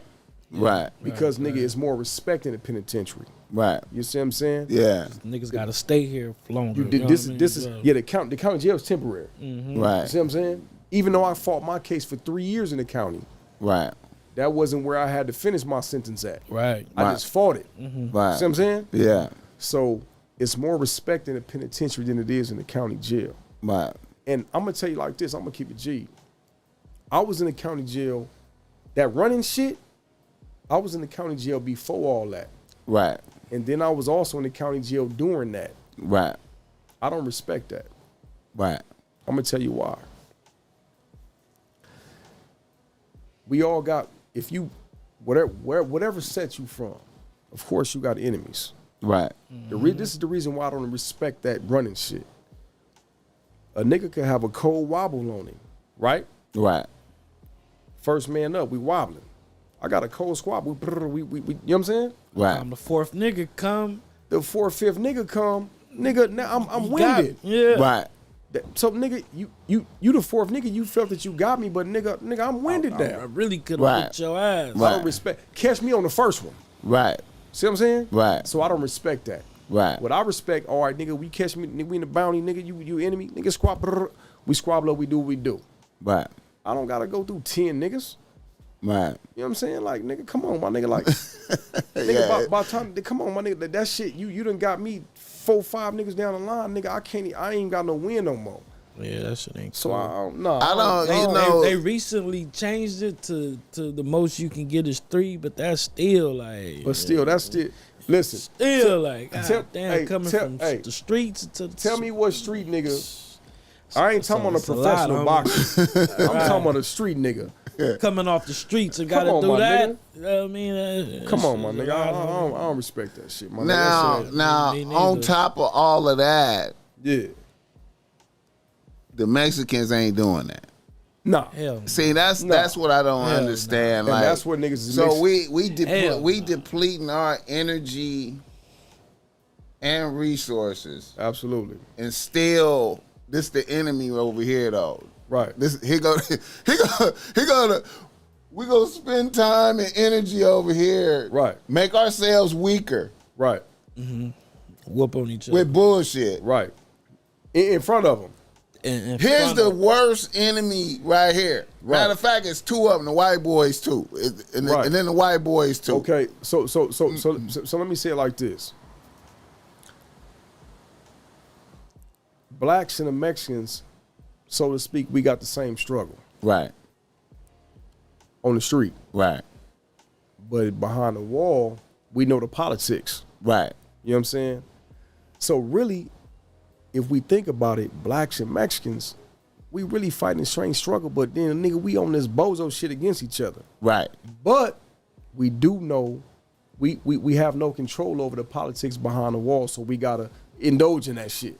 Right. Cause look, I done been times where the homies know, nigga, in my hood, the B13s, they in my hood. Right. We got relationships with them. Right. We got babies by them, they got babies by us. Right. But behind the wall, niggas, the politics. Right. And that's what it is. Right. But I can't say the same for all hoods because a lot of other hoods, nigga, blacks and Mexicans is like niggas all out war. Right. Yeah. Right. But listen, I'm a blood. So I'm in there with my homies. Nigga, and this is what it is. Right. You know what I'm saying? Right. But yeah, to speak on what you saying, like, yeah, like we fucking over each other while all the other races, they jointly like they Right. and they watching us break each other down Right. They talk Right. bad about us too, bro. and talk back. That shit, hey, listen, bro. Shut- That shit is crazy. Shout out ODM Slim. I see you, my nigga. What up, though? Yeah, man. Yeah, that's a lot. That's like one of the biggest topics on this pod, man, is niggas being our own enemy, our own worst enemy. And on the flip side too, man, it's a lot of Mexicans I fuck with out here, you know, and I wanna have some on the pod and Right. and talk about this politics and shit Right. that's going on and Yeah. you know, try to bridge the gap, you know what I'm Right. saying? Right. And that's like one of the major conversations we have. Taboo and them was on here talking about that. Like, man, Right. like he was speaking on how he moved like he's still in the penitentiary out here. Yeah. You feel me? Yeah. You know, and I was wondering why niggas didn't move like they was in the penitentiary out here. Right. When I went to jail, Yeah. and I seen the politics, I was like, that was my first thought, was like, if this is the reality, Yeah. why we not moving like this on the street? Type shit. Right. So you talking about as far as just blacks as a Blacks whole. working together. Absolutely. Like why are we not Crippin' blood, you know, working together. why are we not like, hey man, if this for is real. the ultimate reality when we get to this place, Yeah. why are we not moving like this? If this is really what it is out here, Right. and it's really like this out here. Nah, facts. You know what I'm saying? Facts. You know, Facts. yeah, that's So with that, man, it's like I feel it's more pressure in the penitentiary. right. So it's like, Niggas enforcing the rules in there too. but no, it's like this. When you in the penitentiary, you can't run. You can't. Where you gonna go? Right. Where you gonna go? We in here. We in here. So we forced Right. to come together. Right. Now, when we in the outside world, we in the society, we got this big world. We can, see what I'm saying? Right. You follow what I'm saying? Right. So that's why niggas is forced to come together. Right. Out here, nigga, we got multiple different hoods, nigga, and we can, nigga, whatever. Nigga, Right. hey, listen, we can beefing, but nigga, I can go here, I can go out of town, nigga, in the penitentiary, nigga, we stuck. Right. I get it. And we forced because I'm gonna give y'all this game, which is before my time, but I learned this from dudes that I was in prison with. In the 70s and the 80s, the blacks was the majority in the penitentiary. The reason why the Hispanics and the whites had to join together is because we was the dominant force. Understand what I'm saying? Right. So now, all these years fast forward, bro, we're not the dominant force. Right. It's more Hispanics in the prisons. Right. But we're still the dominant force physically. Yeah, because they won't let us even out.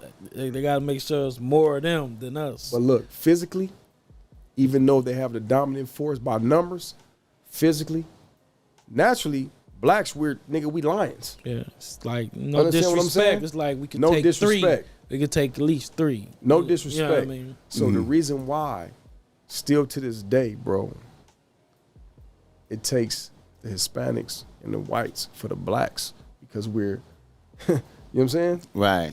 But back then, bro, we were the dominant force in the 70s and the 80s. This is what I learned because I wasn't there to experience it because I was too young. Yeah. This is what I learned because I did time with dudes that was there in that particular time. You can bro. see this in the books too. Like if you look Yeah. at Soul on Ice and different penitentiary Right. books from that era, Right. you can see that. We was the dominant force, Yeah. bro. So that's the reason why those other races hate us because we was so dominant. We ran that shit. You know what I'm saying? And that's why they had to come together and do that shit, man. But at the end of the day, like I say, man, with blacks and Hispanics, we got so much in common that we so dumbfound to like put that bullshit to the side. We got to figure out because we got a lot of shit in common, bro. Even though we got a lot of pain, we got a lot of scars, we got a lot of turmoil and all that shit, but we got to look beyond that shit, and we got a lot of shit in common that we got to figure out a way. Like, all right, look, we on the same, like, we kind of pretty because we went through a lot of the same shit. You know what I'm saying? We went through a lot of shit with slavery. They went through this shit with the whites. They look, bro, they took over the Native Americans. They took over the Hispanics. And listen, I'm gonna tell y'all some real shit. I'll just be real when I talk. Right here where we at in California, a lot of people be like, damn, bro, the Mexicans. Listen, bro, if you look at your history, right here in California, this was a shit. Exactly. This was a shit. This was who shit? This was Mexico. This was the Mexican shit. So a lot of people be like, nigga, the Mexicans, why the Mexicans? No, where we are, listen, we the ones as blacks came from, we got migrated. Yeah. This was they shit. And So then that pushed them back to Mexico. well, the whites did that. The whites took over that shit. We're here as blacks. We from, our ancestors is from where? African. Right. This is they shit. So a lot of times when I'm just saying, I don't want to get too deep, but I'm just saying a lot of times people like, man, the Mexicans. bro, look at the streets. Listen to the cities. San Diego, San Bernardino, San Vicente. This was they shit. San Clemente. This is they shit. Santa Rosa, San all the way up Rita. to Northern California. Yeah. Santa Rosa is in This Northern is they California. shit, bro. San Francisco. So we can't get mad at the Hispanics. The whites really turned us against each other. And see, that's the other narrative that I saw in jail, that this is really like the white people compressing us into this situation. Yeah, bro. And the white people was represented by the police. Right. I mean, by the sheriffs. Yeah, I've seen that vividly in jail. I've seen that in jail where it was I think probably the old county or something like that, where you cell living and it'd be like, you know, it's like 4 people in the cell and they'll have 2 Mexicans and 2 blacks, right? Right. Motherfuckers up in there talking to each other, you know what I mean, spreading with each other, all type of shit. Right. But then you get to like dorms and wayside and shit like that, and y'all separated. Right. But y'all was just together, cool, and it's like the white people behind the scenes just playing like puppet with us. Like, Hey, you know what I man. mean? Hey, man, that shit is deep, bro. Yeah, dog. That shit deep, bro. Yeah, That shit man. crazy. Yeah. And then another thing that is fascinating to me is, I used to be a substitute teacher, and Oh, I'm is that and I was always fascinated at the music that the Mexicans listen to, Right. and it's like you have a lot of Mexicans that they listen to all the popular music, right? Okay. And they might listen to their own music. They might listen to some of that Paisa music, Cordoros from Mexico, Right. Chileno Sanchez, and Yeah. you know what I'm saying, Lupe Rivera, all these different people. Yeah. But at the end of the day, they listening to hip hop. And then to take it even further, it's a segment of motherfuckers that religiously listen to Tupac, Eazy-E, NWA, Absolutely. Ice Cube. That's all they listen to. Yeah. Second to None, Quick, Yeah. Sugar Free. Yeah. Matter of fact, them niggas eat off of that. And- Quick, Second to None. Really, Ice Cube too. And they be at all our concerts. They eat off of the Mexicans. Right. You feel me? Right. Tiger on another level. You know what I'm saying? Yeah. And they love the hip hop music. And then to go deeper, Right. they listen to the old school music. Right. A motherfucker named Brenton Wood. You ever heard of him? Brenton Wood. This is an old school. You said nigga. Brenton Wood? Brenton Wood. Okay, yeah. This is a dude who sing like, the songs from the 50s. He had he hits went from the way 50s. back. He's still alive. He went way like back. he like 80 something. Yeah. He still do live concerts. Hey, look. With the motherfucking zoot suit on, Yeah. and they be crying and shit in the crowd. I had a young Mexican. I interviewed a young Mexican bitch, and she was talking about Brenton Wood, going to the Brenton Wood concert. Yeah, now I this is never- a nigga. Yeah. from the 50s. Now if Right, if we're in the crowd at this concert, Yeah. it might go up for us. Like look, it might go look, up. look. You might have to Excuse me, real quick. I need to go take a piss real quick. do your thing, bro. Let me do that real yeah, quick. Yeah, Hold on. yeah. Real quick. Yeah, go ahead, man. Yeah, man. But it's crazy how his thing. Kick this. Yeah. He ain't realize. It's crazy how nigga they at all the motherfucking shows. Like the concerts and shit. Yeah. Nigga, that shit be 85% Mexican. Everybody gone, so I'ma just talk to the people. They be motherfucking 85% Mexican up in that motherfucker, nigga. It can be nigga, anybody from LA, from a YG to all the way to motherfucking Mac 10, nigga. You know what I mean, nigga? 80% they support us like a motherfucker, man. Man. So That shit crazy. That's how it be like friction. And how they fuck with us so tough when it come to music, though. You know what I mean? That's why I think a lot of people was feeling some type of way when old boy, the Mexican dude, said whatever he said about he wasn't signed to a black artist or some shit like that. You remember that shit?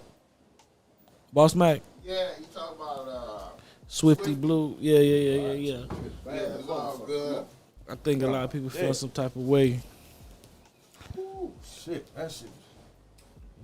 Yeah, I'd be Nosta on there? Nosta defended him though. He was like, he fuck with Swifty. Yeah. I think we was talking about how like I was talking about how like the shows and shit that my motherfuckers be having, it be like 80% Mexicans. Like they support us like a motherfucker buying tickets and shit. That's why I think a lot of people was confused when the Swifty Blue nigga said something about he wasn't signed to a black artist. He was a Mexican dude. Oh, I saw that. Yeah, that made a statement. That was his name? Yeah, I think it's Swifty Blue or some shit like that. I saw that shit. I motherfuckers was confused by that shit. Yeah, I saw that shit, bro. They say he got put off his hood though. I don't know how for some other valid shit, that is. Yeah. for some other shit he did. Yeah, that shit was like sometime last year, right? I saw that shit like earlier in the year last year. I saw that shit. Yeah, that shit. Hey, listen, when I saw my relatives sent me that shit was deep, bro. Yeah. No, for real, that shit. Hey, so listen. While we speaking on that topic, let me speak on this, bro. I look like nigga, my Mexican people know I love them, right? Nigga, I got a lot of good Mexican friends, and I ain't saying homies. I'm saying I got some Mexican friends that'll take their clothes off their back. That if I needed a place to live, they'll let me live. You know what I'm saying? But let me say this though. It amazes me that some Hispanic people would talk so bad about us, but our culture is so prominent in their lifestyle. Facts. You know what I'm saying? Facts. The way we walk, the way we talk, our music, our culture, right? So that shit to me is like, that shit is crazy, bro. Like, you know what I'm saying? Yeah. Yeah, it's crazy. Yeah, and I'm gonna speak on another thing. I came from a generation, bro, where I like the word nigga. Even like I say nigga every day, all day, we blacks. Right. But it's crazy how the word, and I know our culture is so dominant in the world. Like hip hop just within the past few years became the dominant force in music, hip hop. Right. It used to be like country and rock, right? Right. So I know with hip hop, it's so popular that people feel that they can use the word nigga. Right. But nah, you can't use the word nigga. But I'm going to also acknowledge this, and I'm going to say it like this. The younger generation is at fault, and I'm going to tell you why. Let me explain it, because people tapping in like, what the fuck is HOODA John talking about? I'm going to tell you what I'm talking about. The reason why the younger generation makes these other races feel that they comfortable because this is how they approaching these other races. Oh, nigga, you my nigga, nigga. Mm-hmm. See, I didn't do that. When I was coming up, I didn't approach other races like nigga, you my nigga, you nigga. Mm-hmm. I didn't do that. Mm-hmm. Mm-hmm. So now when they approaching these other generations, bro, I mean, excuse me, not other generations, these other cultures, by saying nigga this, nigga that, you my nigga, and we nigging each other, they making them feel comfortable. Not saying that it's right, but they making them feel comfortable to say this shit. But it takes the people in our generation, as far as the other races generation, to lace their people and say, listen, regardless of the fact that you hear this word from that culture, you're not allowed to say that shit. But they not doing that. Was that shit serious in the pen? Hell yeah. So look, I'm glad you asked that. Figured that. My first time in the penitentiary, I went in 1999. If another race said nigga, it was, first of all, a black wouldn't have had to address it, because if another race said nigga, that particular race is gonna tear their ass up. They gonna get off the yard. They gonna stab them up and get them off the yard, because they knew it's gonna cause a cultural. Yeah. You know what I'm saying? Yeah. Right. Yeah. Now let me fast forward. When I go to prison this time, bro, check this out. I hit the yard and I hear this shit. Wait, hold up. Wait. Nigga said nigga. Man, check this out, bro. They calling each other niggas. Man, they saying nigga. Right? Mm-hmm. So look, I'm on the yard one day, and this young Mexican dude tell me, this is a true story, bro. This is facts right here. Young Mexican dude tell me, he say, hey, HOODA John. Keep in mind when I told y'all, I was one of the homies that spoke for the homies. Yeah. Right? Mm-hmm. So he tell me, he say, HOODA John. Hey, you see them niggas over there fighting? I say, what? Now it was another essay, my age bracket. He heard it and he saw it. Before I was like, what? Before I was even after I said what, he came, hey HOODA, hold up, I got it. He went and grabbed the dude, right? The dude walked back up to me 5 minutes later and said, hey HOODA, man, I apologize, man, but I didn't know. And I'm gonna tell you on some real shit, I genuinely felt that this young kid didn't know. He was 20 years old. Right. He didn't know. Mm-hmm. I'm gonna tell you why. Because he came from the streets with our people addressing him as nigga, and they having this conversation, nigga. He thinking it's boo. Right. Nigga, this shit ain't boo. Nigga. That's some young nigga shit. But it took another essay in my age bracket to lace him and say, nigga, you could have just started a whole race war, nigga. Mm-hmm. You know what I'm saying? So it's so fucked up. It's so far gone, bro. And I'm going to tell you some real shit. It's not going to be just my voice or your voice to change it. It's going to be a whole, like, we got to have a whole army of people to change because it's gone, bro. It's gone. Let me say this. Like I said, when I was a substitute teacher, that's all you hear. Yeah. When they talk to each other. Nigga. And it's unstoppable. On a high school level, you know what I'm saying? It's they just going, bro. Like, you know, that's the conversation. Yeah. Motherfuckers love, hey, you know, it's beef, but they love us. Yeah. It's the weirdest thing, man. Yeah, it is. It's the weirdest thing, man. Crazy, you know what I'm saying? It's way out. Yeah, man. Okay, now, your music. Yeah. Where you at with the music game right now? You back pushing the music? Yeah. So when I came home, I was like, you know, I was kind of like, so let me give you, man, when I be talking, I be having a whole lot of different stories and all type of shit, so I'm going to give you another story. So okay. So I was in prison. Mm-hmm. Once again, we already know throughout this segment, I did a lot of time. When I left, I was 28. I came home, I was 38. Mm-hmm. So now, before the social media era, age meant a lot. Right. Right? So when I was in prison, I was kind of like going back and forth with myself, like, damn, my nigga, like, when you come home, you gonna be 38. Like, nigga, this music shit ain't really gonna be, like, you too old for this shit. Right. But then I had to think, like, nigga, we got social media.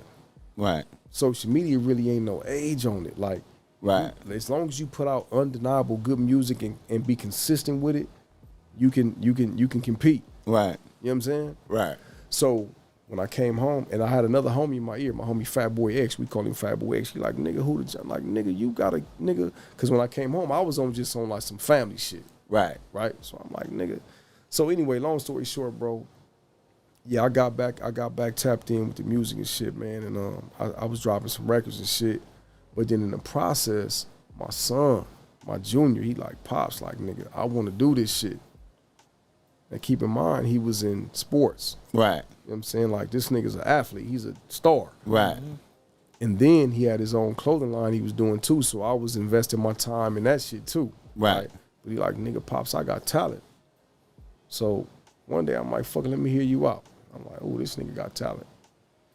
So I'm saying all that to say this, like, I was doing my music, but I really started putting my time and my effort into his shit. Right. You know what I'm saying? But at the same time, I was doing me too, though. Right. So my latest single that I did, it's been a while. You know what I'm saying? It's called She Said with me and RJ and Trail, man. And that was my last single that I did.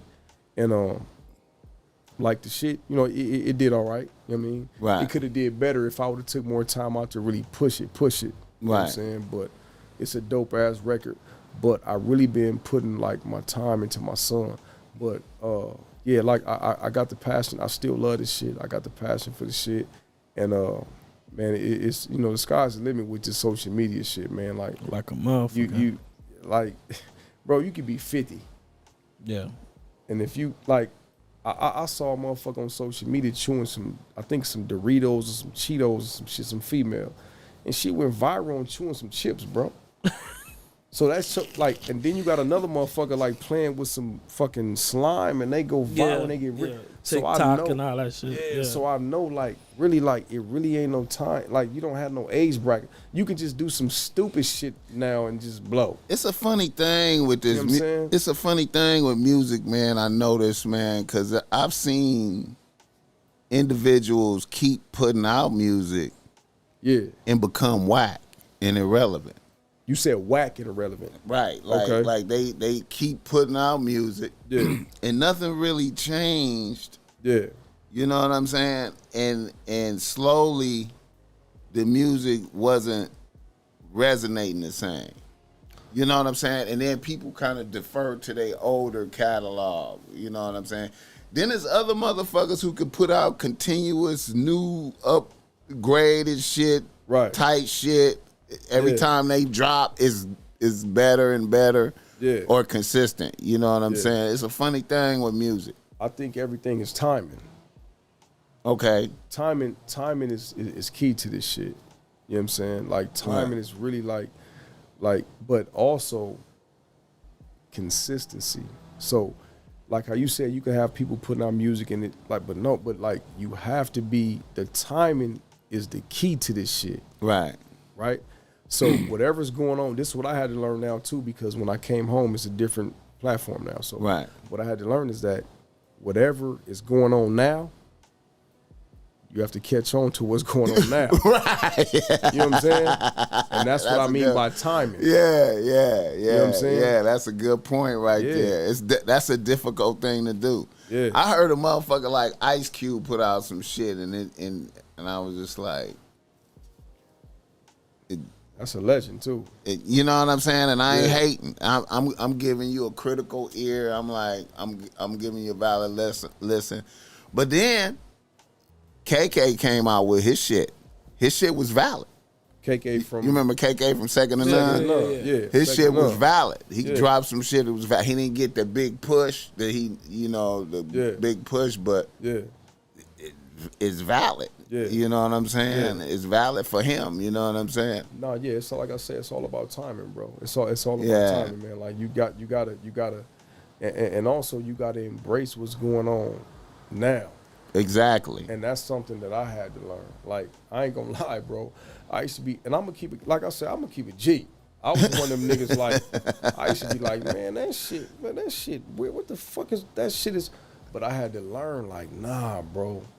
Shit, we gotta embrace change. Right. You know what I'm saying? Yeah. We gotta embrace that shit. You know what I'm Yeah. saying? Like, we can't be stuck in you know what I'm saying? We gotta embrace that shit, bro. And in this generation right now, bro, shit change. You could put out a record today, bro. A month later, it's old. It's old. Yeah. Yeah. You know what I'm saying? Yeah. And that's why I say it's gotta be consistency. So you gotta, if you an artist, keep continuously drop undeniable good music, but it's gotta be on a consistent basis though. Yeah. You know what I'm saying? Like you drop a record today, nigga, a month later drop another one. Nigga, and a month later drop another one, so you can stay consistent. Because nigga, guess what? If I drop a record today, tomorrow the next artist, he dropping some shit tomorrow. Mm-hmm. You know what I'm saying? Mm-hmm. So a nigga gotta stay consistent, man, and it's gotta be undeniable good music, bro. That's what I gotta give a day in LA nigga some credit for. Dijon. Mm-hmm. He stressed niggas dropping projects. Yeah. You know what I'm saying? And your consistency. Yeah. In dropping projects. Like I could bring up an artist to him. Yeah. And he immediately like, oh, they ain't dropped no projects. And I just think about it like, damn, they ain't dropped no projects. I wonder why they down on the list. They ain't dropping no I'm like, projects. okay, this nigga is on point with this shit. Yeah. Nah, facts. He brought a lot of light to the table. Oh, facts, bro. He's a little Source magazine motherfucker. You remember how relevant Source used to be? Oh yeah, man. Yeah. Hey, listen, with Source, bro. Shout out to my nigga YG HOODA, man. Like back then, like when me and HOODA was on back then, man. Like like Hootie had the unsigned hype section. Okay. And I was in talks with the next unsigned hype. Right, You know what I'm saying? right. So of course I remember the source. I think that was Benzino.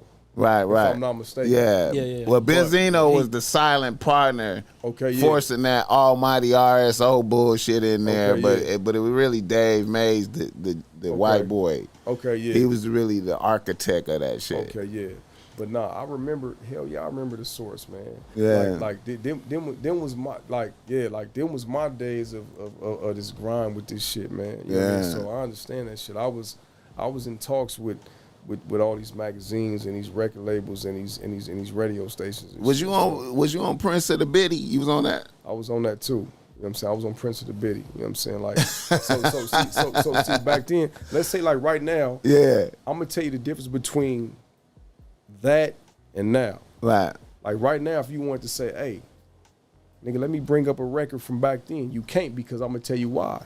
Because everything was hard copies. Now it's digital. Now it's streaming. So right. Spotify, let me tell you something, bro. And this is not trying to toot my own horn. Like back then, we really I'm gonna say my section. Right.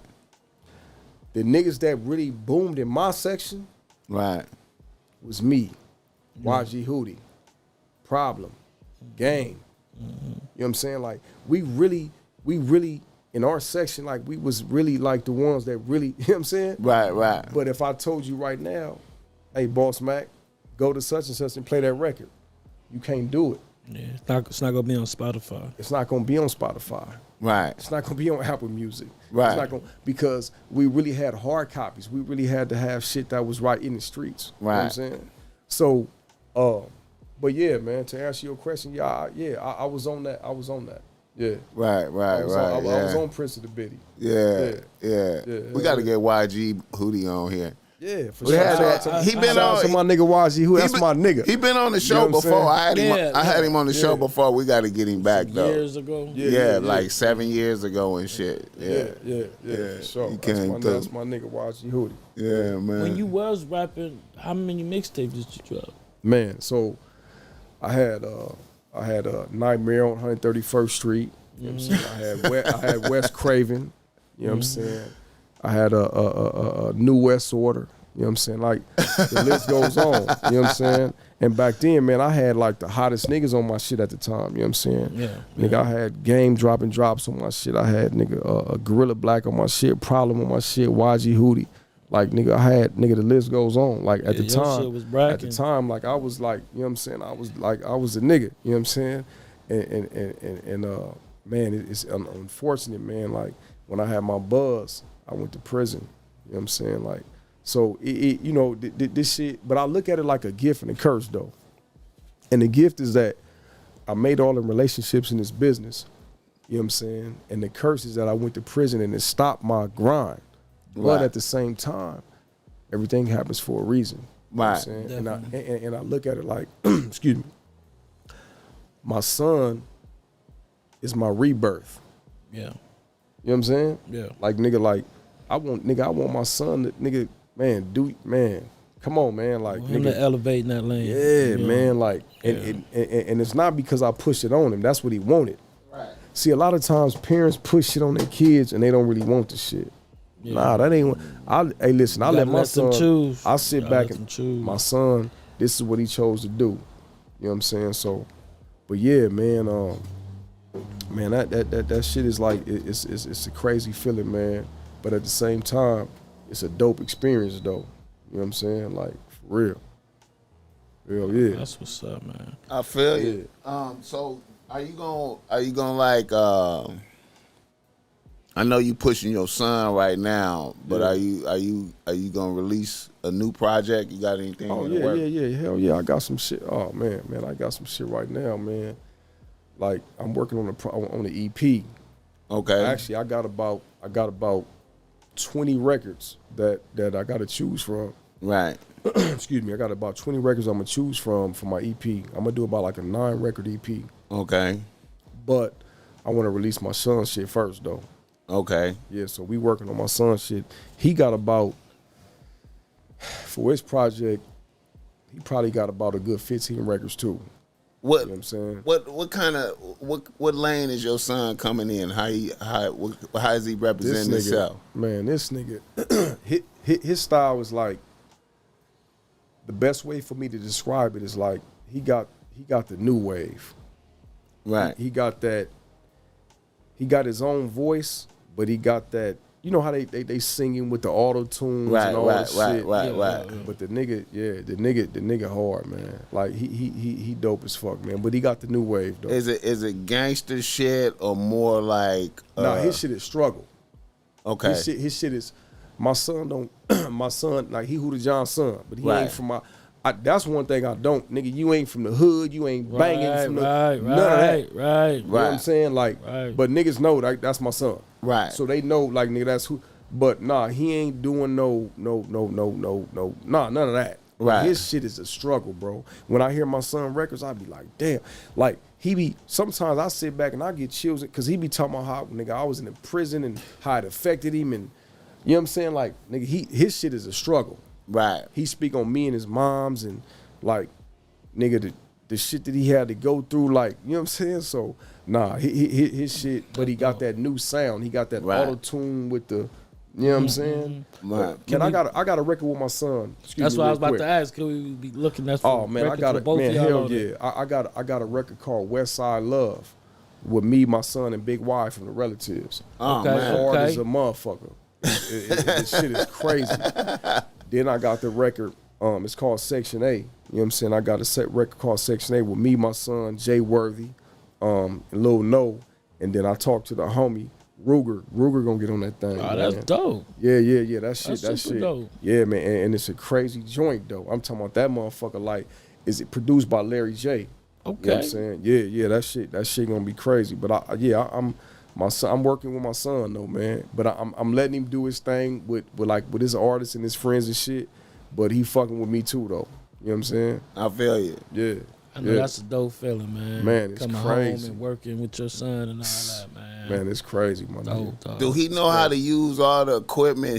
Do he engineer his own shit, or y'all go to a studio? Hey, no, it's crazy. So yeah, we do go to a studio, but so I'm not. So I ain't with my son mom's. Right. I got a family with my girl, and my son is with his mom, and you know, but he got a setup at his house. You know what I'm saying? Like, he got his mic, he got his beat machine. Like, he really, like, this nigga really, like, full throttle in this shit. Music. You know what I'm saying? So, but to answer your question, yeah, we do go to other studios and we record. And what I love about my son, this is why I know my son is my son. He's a hustler, he's a grinder. I recorded his first record. Right. And I shot his first video. Right. That nigga took that shit and ran. That nigga don't listen. My son, and he's 17, finna be 18, so he's legitimately still a minor. Right. This nigga still he don't call me and say, "Hey, pops, man, that nigga done shot videos, studio sessions without me." Right. That's how I know he my son. He's a hustler. You know what I'm saying? Like, it's crazy. Right. You know what I'm saying? That's how you know Like, he's serious. man, about that shit. this nigga. Look, I'm gonna tell you, bro. He took my cameraman and then ran off with this nigga. They shooting shit. They working. You know what I'm saying? So that's my son, bro. That's my son, bro. He a hustler. You know what I'm saying? I feel it. I feel it. That's what's up, man. Yeah. You got to bring him through then. And Facts. Most definitely. We ain't had nobody that young on here yet. No, we gonna bring him through. Yeah. So we gotta have you back on this motherfucker, man. Facts, With him, man. sure. Bring him through and want to hear what he got going. Oh yeah, and all I'm that gonna shit, bring man. him through, man. I'm gonna bring him through. So. Yeah, man. I appreciate it too, though, man. Most definitely, man. It's an honor to be here, man. And anytime I can be a part of, you know, my peers and my homies' platform, man, I want to be a part of it, and it's an honor. You know what I'm saying? It's all love. For real. Yeah, appreciate your story, man. It was good conversation, man. Yeah, for sure. Facts, man. I appreciate it. All right. You want to do a reader listener email? Do one, yeah. Okay. So we got these emails of people, they be emailing us and they be needing game with their relationship. Yeah. So they go read it, we give them some game, and then we get up out of here. Okay, for sure. Yeah, let me pull one up, man. Let me see what I got here. Let me see what I got.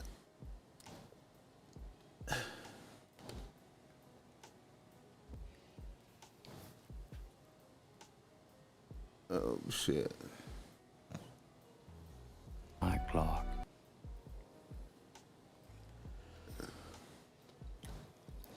Wait a minute.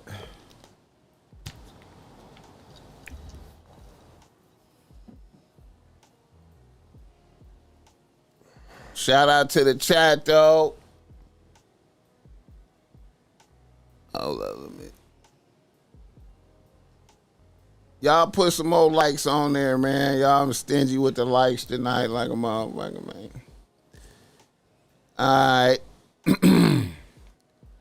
Here's a heartwarming reader, listener email. All right. Let's do it. Reader, listener email. Reader, listener email. All right. A nigga from Virginia writes to BossMack. He say, BossMack, I just got put onto your podcast by a nigga at the job. I work as a mechanic. We listen to the pod while we work. Thanks for the game and making the time go by on the job. I'm a 24-year-old married nigga out here with just my one bitch on the team. Many bitches be trying to get at me though, and I'm conflicted. Here's my plight. I did some sucker shit and got married at 19 to a bitch that was 31. I'ma keep it a buck. She was a bad bitch at the time. She was sucking and fucking the shit out of me, keeping me stocked up with good kush, and caught me a PlayStation. When we got married, she had a son that was 4, and now he's kind of grown on me. We have no kids yet. Now my wife is 36, and she ain't a bad bitch like that anymore. I'm wondering if I made a mistake. I have been working out and practicing semen retention because my wife be tired as fuck and don't like to fuck like that no more. So now plenty bitches be getting at me. I haven't done anything like that, anything to violate my marriage yet. I feel like I'm wasting my youth on an old, tired, sour bitch. I really like her son. I feel like I will be shitting on him if I cut her loose. What are your thoughts? Damn. Well, if you really love somebody, you know what I mean, you fuck with them, you fuck with them. You know what I mean? But to be honest, you were way too young to get married. To, you know what I mean, at 19, you shouldn't be even thinking about marriage or nothing. Not even a long distance, not even a long relationship around that time. You're supposed to really be like out enjoying yourself and all that shit. So by the time you become 30, you can be on that, you know, you done got that shit all out the way and you can, you know, relax and find you somebody you can get old with. But yeah, you got married way too young, my nigga. My advice, if I was you, I would live my life. I would definitely live my life, but you gotta, you know, cut it off respectfully, though. Don't just, you know, go on and go get the fucking hoes and all this other shit. I'm sure if you sit her down and explain to her, like, you too young, I really fucked with you. I always, you know, want to keep a relationship with your son. I'm pretty sure that's cool. I'm pretty sure she understand. You know, I'm pretty sure she seen this day coming. So, yeah, I would live my life, man. I would break it off. Yeah, that's me, though. HOODA. Hey, yeah, to be honest, bro, at that age, you ain't experienced shit. You said it's 19? 19, though. Yeah, nah, you ain't experienced shit, bro. Like, at 19 years old, man, like, you still learning how to, nigga, clean yourself right, nigga. Keep your balls fresh enough, nigga. Like, for real. And how old is this woman? 31. Now she's 36. She's 36 now. Okay, they so got married. She was 31 when they got married. Okay, so she a grown ass woman. So for you, bro, like she can mold you to where she needs you to be if you allow that. And at that age, she possibly can do that. So nah, bro, at your age, like nah, that ain't. it was too young to be married in the first place, bro. Like that is crazy. Like I wouldn't suggest nobody get married at that age because you gotta experience life. You gotta just experience shit. You gotta learn, you gotta grow from your experiences and that shit it's too young. You know what I mean? Her, to be honest, she's at 31, now 36. She's experienced a lot of shit. I should say a lot more shit than you've experienced. And she's learned a lot more than what you've learned. And so, like, nah, hell nah. That ain't nah. Right. Now you 24 and ain't got no experiences in your life, all right? Been through nothing, all right? You know what I mean? You got a whole lot more living to do. It ain't gonna be right, it's gonna be off. You know what I mean? You gotta get that out the way. You gotta live your life. That's a big age gap. Yeah, it's too big age gap. Too far. When she hit 50, you gonna be in your 30s still. Right, exactly. She gonna be down there menopause, nigga. Yeah, I'm gonna find you somebody your age. Hey, man. Yeah. You know. Hey, but you know what? I'm gonna be real with you. Like, with me and my woman, right? I'm not gonna get into in depth. I don't like to put but me and my woman, we got a big age gap. Okay. Like a decade. You know what I'm saying? But sometimes which way though? I'm on the upper part. Okay, well, you know what I'm saying? But that's that's that king shit though. Like. Right. Yeah.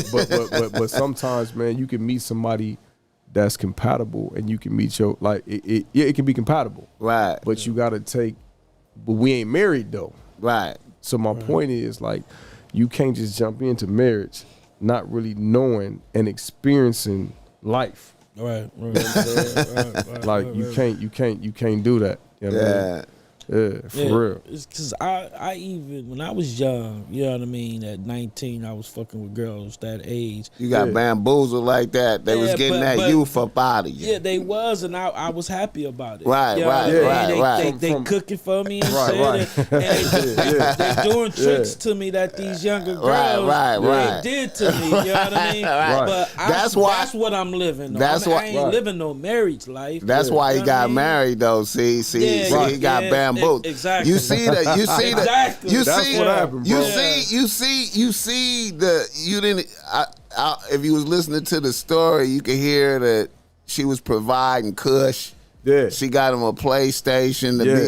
She knew everything to do to make it, and then fucking and sucking the shit out of him. Yeah. You know what I'm saying? He just thought nigga, this is what it is. I'm winning. Right. I'm a champion. And she's a seasoned vet. I'm winning. And she knew what to do to get the nigga in. I'm winning. I'm winning. Part is she might have did it before to another young nigga. Yeah, she sees it. She does this. I feel like she probably got handled by some older niggas. Right. And came to the realization that she need to be in authority. No, for real. She need a dick, and she need a young energy. She need to be in authority. She got the nigga all the things that he needed. Right. You know. Yeah. She encircled him with the things that he needed, and then he was in love. Yeah. You know what I'm saying? And now she got about 5 years out of the nigga. Yeah. That shit crazy.